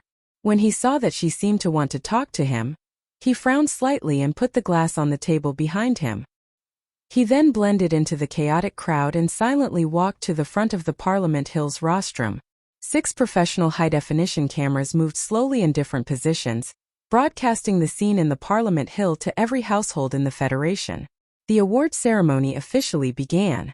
The officers of the 3rd Military Region's Air and Ground Support Brigade were the first to receive the award, followed by the other heroes of the 3rd Military Region's Field Forces. It was not until the second half of the ceremony that the famous officers and soldiers of the Iron 7th Division walked up to the rostrum and received the medals and awards from the hands of the Parliament members. Even on such an occasion, the officers of the Iron 7th Division were very stingy with their smiles. Their waists were straight, their bodies were straight, their eyes were straight, and their hands were on the Magna Carta. Their expressions were firm and calm, just like their teacher Du Xiaoqing. Even more enthusiastic applause sounded in the Parliament Hall, but because the interior of the building was too spacious, the loud and enthusiastic applause could not receive the same enthusiastic response from the walls. In a very short time, the applause was annihilated and could not be heard. The architect who designed the Parliament Hill back then probably hated the constant meetings of the Federation. Every time there was a meeting, the Parliament members had to applaud enthusiastically. So, he deliberately designed the hall in such a way that it conflicted with the principles of sound. Shi Qinghai thought about these boring and extended thoughts while quietly watching the big shots of the Federation on the rostrum. What puzzled and slightly disappointed him was that Du Xiaoqing did not come to the ceremony in person. The ceremony reached its final stage. The kind-looking Vice President Byron walked down the rostrum accompanied by the Special Task Force agents and the Parliament members. Everyone who was familiar with the highest command of the Iron 7th Division knew that there were only 3 officers of the Iron 7th Division who were qualified to be worn by the Vice President of the Federation in person. They were Commander Du Xiaoqing and his 2 most loyal and reliable arms, Shimin Jin and Dongfang Pei. However, Commander Dongfang Pei had now been stripped of all his military positions and was coldly kicked into the NTR unit of the 17th Division by Du Xiaoqing. Although there was no good news of his sacrifice for the country, he was certainly not qualified to receive the Federation's commendation. Du Xiaoqing did not come at all. For this ice general, all the warm celebrations in the special district of the capital made him feel disgusted and uncomfortable.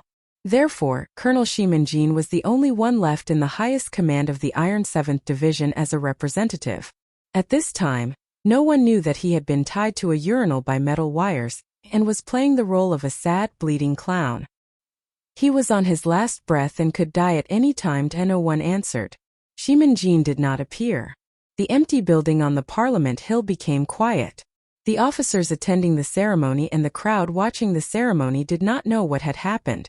On the rostrum, the official in charge of presiding over the ceremony quickly glanced at the camera lens that was still broadcasting live. He stood behind Vice President Byron and whispered a few words. The general idea was that he wanted Vice President Byron to give a touching speech in advance to fool the awkward atmosphere. But not everything in the world could be fooled by politicians, at least not today. Clear and powerful footsteps were heard. Heavy military boots crushed the precious wooden stairs.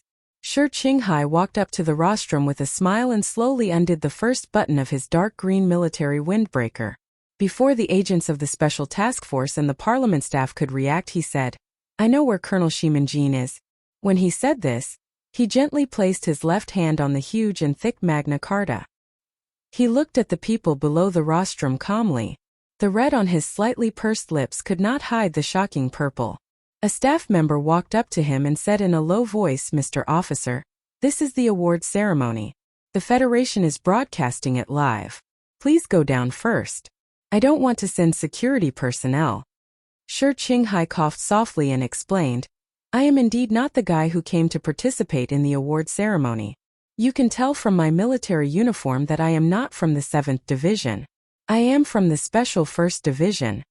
After the Federation's reconciliation, A large part of the anti-government forces in Green Dragon Mountain were reorganized by the government and were given a new name, which was the Special First Division.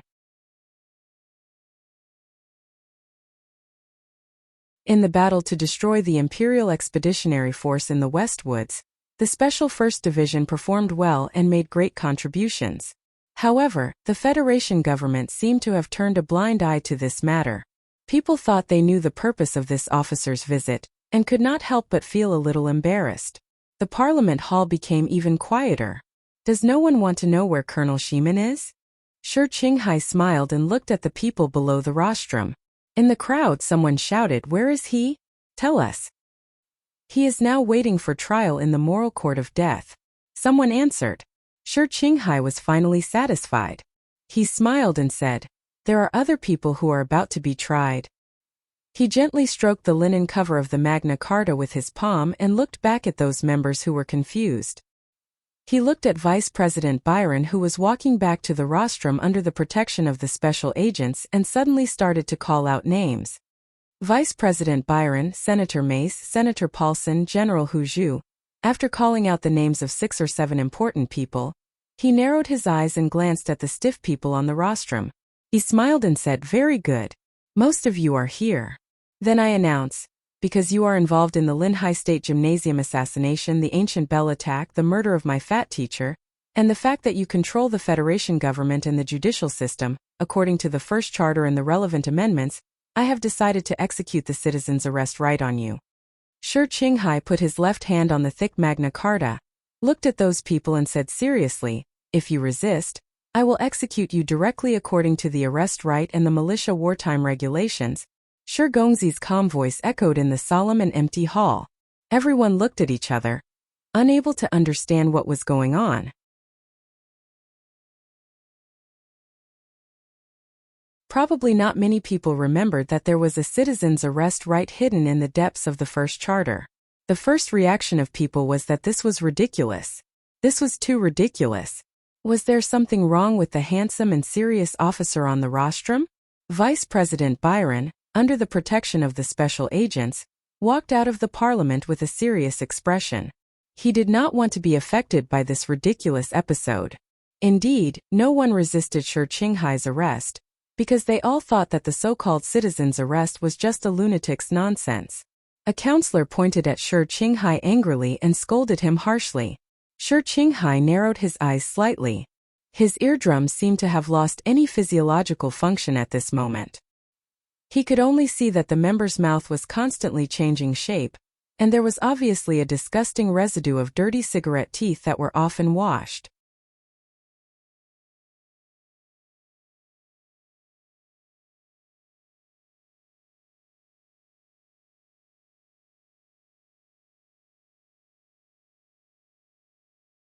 "Since you're not a member of the special forces of a military region, why are you there?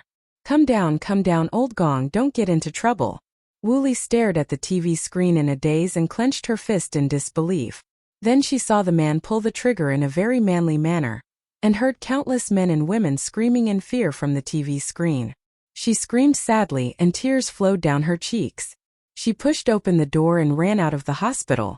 It was still some time from here to Parliament Hill. The pink nurse's cap that looked like a small boat was blown off by the wind and fell to the ground. It still looked like a boat, but it also looked like a flower petal Westwood's Sunset State. Sulu sat on the sofa with a gloomy expression. His head was very low, so low that it was between his knees. He stared at the selfie on his phone that looked like a brutalist oil painting style and let out a strange cry. He asked loudly, "Now you should know where he is, right?" This sentence was directed to the Federal Central Computer.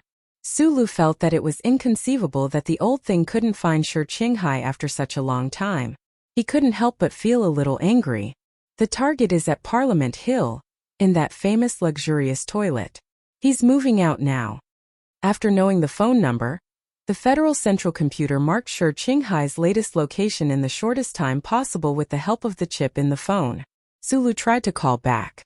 As expected, Shi Qinghai chose a one-way data connection. There was no way for him to call back. After pondering for a moment, Sulu furrowed his brows tightly and made a call to the members of the Capital Special District. He said in a deep voice, Gongzi sure is at Parliament Hill. You guys go over and keep an eye on him for me. Find out what happened.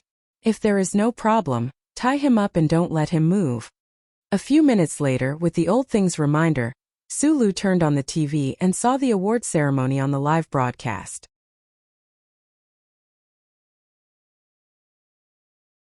The beautiful man made an interesting and powerful statement about his citizens' right to arrest. He lowered his head and rubbed his face helplessly.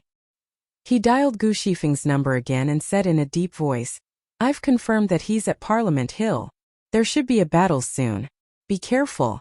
Try not to show yourself. Lie in ambush outside and see if there's a chance to help him escape. The live broadcast on the Federation News Channel came to an abrupt end. Su Li's eyes turned dark. The last scene before that was of Shi Qinghai holding 2 submachine guns in Parliament Hill. A councilman was lying on the ground, covered in blood. Sulu narrowed his eyes and said emotionlessly, Give me the camera. After a moment of silence, the Federal Central Computer transferred the internal surveillance video of Parliament Hill to his brain. Sulu narrowed his eyes and looked at the sunlight of the Westwood Sunset State. In fact, he was looking at Parliament Hill billions of astronomical units away. He was looking at the beautiful man in the dark green military trench coat fighting a bloody battle. Pursing his lips and taking deep breaths, Sulu held the heavy handgun tightly with both hands and slowly aimed it at his chin. The cold barrel of the gun sank deep into his skin. As long as his index finger moved slightly and gently pulled the trigger, the fatal bullet would penetrate his skull and fly out with his skull, flesh, and brain matter. It was a scene of panic. The ground was filled with smoke and dust, and precious wood pieces were flying everywhere. Shi Qinghai, with a calm face, kept shooting. From time to time, people would fall in a pool of blood in front of him, regardless of whether they were a councilman or someone else. The officers of the Iron 7th Division who received the commendation were the first to react. However, they didn't have any weapons with them, so most of the officers ran out of Parliament Hill. The remaining 2 officers fearlessly rushed over, trying to use their bodies to block Shi Qinghai's massacre of the councilman. Shi Qinghai stretched out his arms and calmly suppressed the guards who rushed into the hall. However, this gave the 2 officers a chance to get close to him. The dark green military trench coat seemed to be facing a strong wind. With a whistling sound, the hem suddenly swayed. His right leg shot out from the hem like lightning and kicked the officer's lower abdomen. Almost at the same time, his waist and abdomen used the force of the recoil to pass under his armpit with the submachine gun on his right hand, sweeping across with terrifying gunfire. In an instant, the officer of the Iron 7th Division who attacked from behind had his thigh cut off neatly from the middle. With a muffled cry, he knelt on the ground, blood spurting out of the terrible wound. Sharp alarms rang in Parliament Hill. The guards rushed in, and so did the agents of the Federation Bureau of Investigation, and the Special Task Force who had been stationed at the periphery of Parliament Hill for many years. Accompanied by the screams and cries of the fleeing crowd, the sound of bullets whistling through the air was everywhere. Hard dust splashed on the walls and chairs from time to time, and new holes were formed. In the face of such a situation, Mr. Schur was very calm. In fact, he was very calm. It was as if he didn't care that the shrapnel that flew under his earlobe would break his cervical vertebrae if it was slightly off target. He also didn't care how many elite police officers were blocking his way. He calmly raised his gun, aimed and fired. He calmly, quickly, and accurately reloaded. He crouched on his left knee and dodged, using the heel of his sturdy military boot as an axis to roll.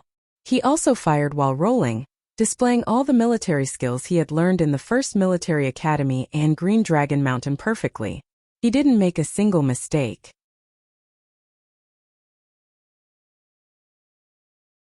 In addition, there seemed to be an endless supply of ammunition in his dark green military trench coat. From time to time, some of the Federation guards and agents would fall with blood splattering everywhere. Gradually, the rain of bullets became sparse, and he was actually suppressing them all by himself. When Shi Qinghai rushed to the giant stone pillar at the main entrance of Parliament Hill, Vice President Byron had already arrived at the bottom of the stone steps under the protection of the Special Task Force agents. He was about to get into the special bulletproof car. Police lights flashed and sirens sounded.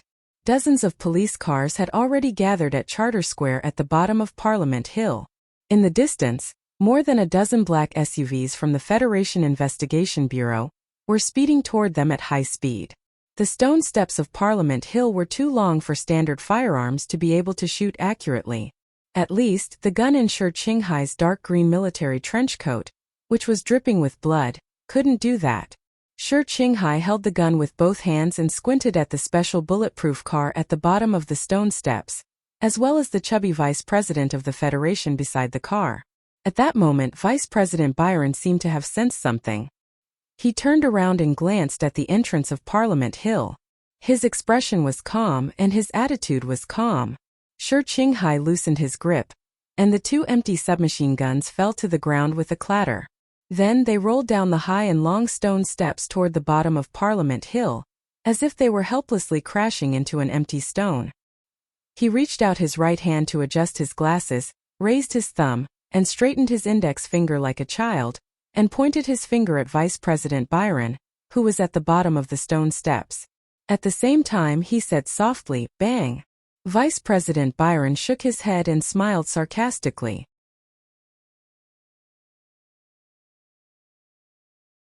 He was about to get into the car. At that moment, the noisy Charter Square suddenly fell into an eerie silence. It was probably because of a strange buzzing sound in the air, and a loud bang in the air in front of Parliament Hill. Bang! Vice President Byron still had a sarcastic smile on his face, but the bottom half of his body was blasted into a pool of blood by the terrifying bullet flying from outer space. On the stone steps, Shi Qinghai retracted his index finger and pursed his lips. It was a mess of purple and red. You're tuning into the Li Mei's Wuxia Whispers YouTube channel. We're so grateful for your support, and don't forget to subscribe to join us on this incredible journey through captivating stories. Your generosity through donations truly makes a world of difference, as it's the primary source of revenue that allows me to expand and enhance this channel for you. Thank you from the bottom of my heart for being a part of this adventure.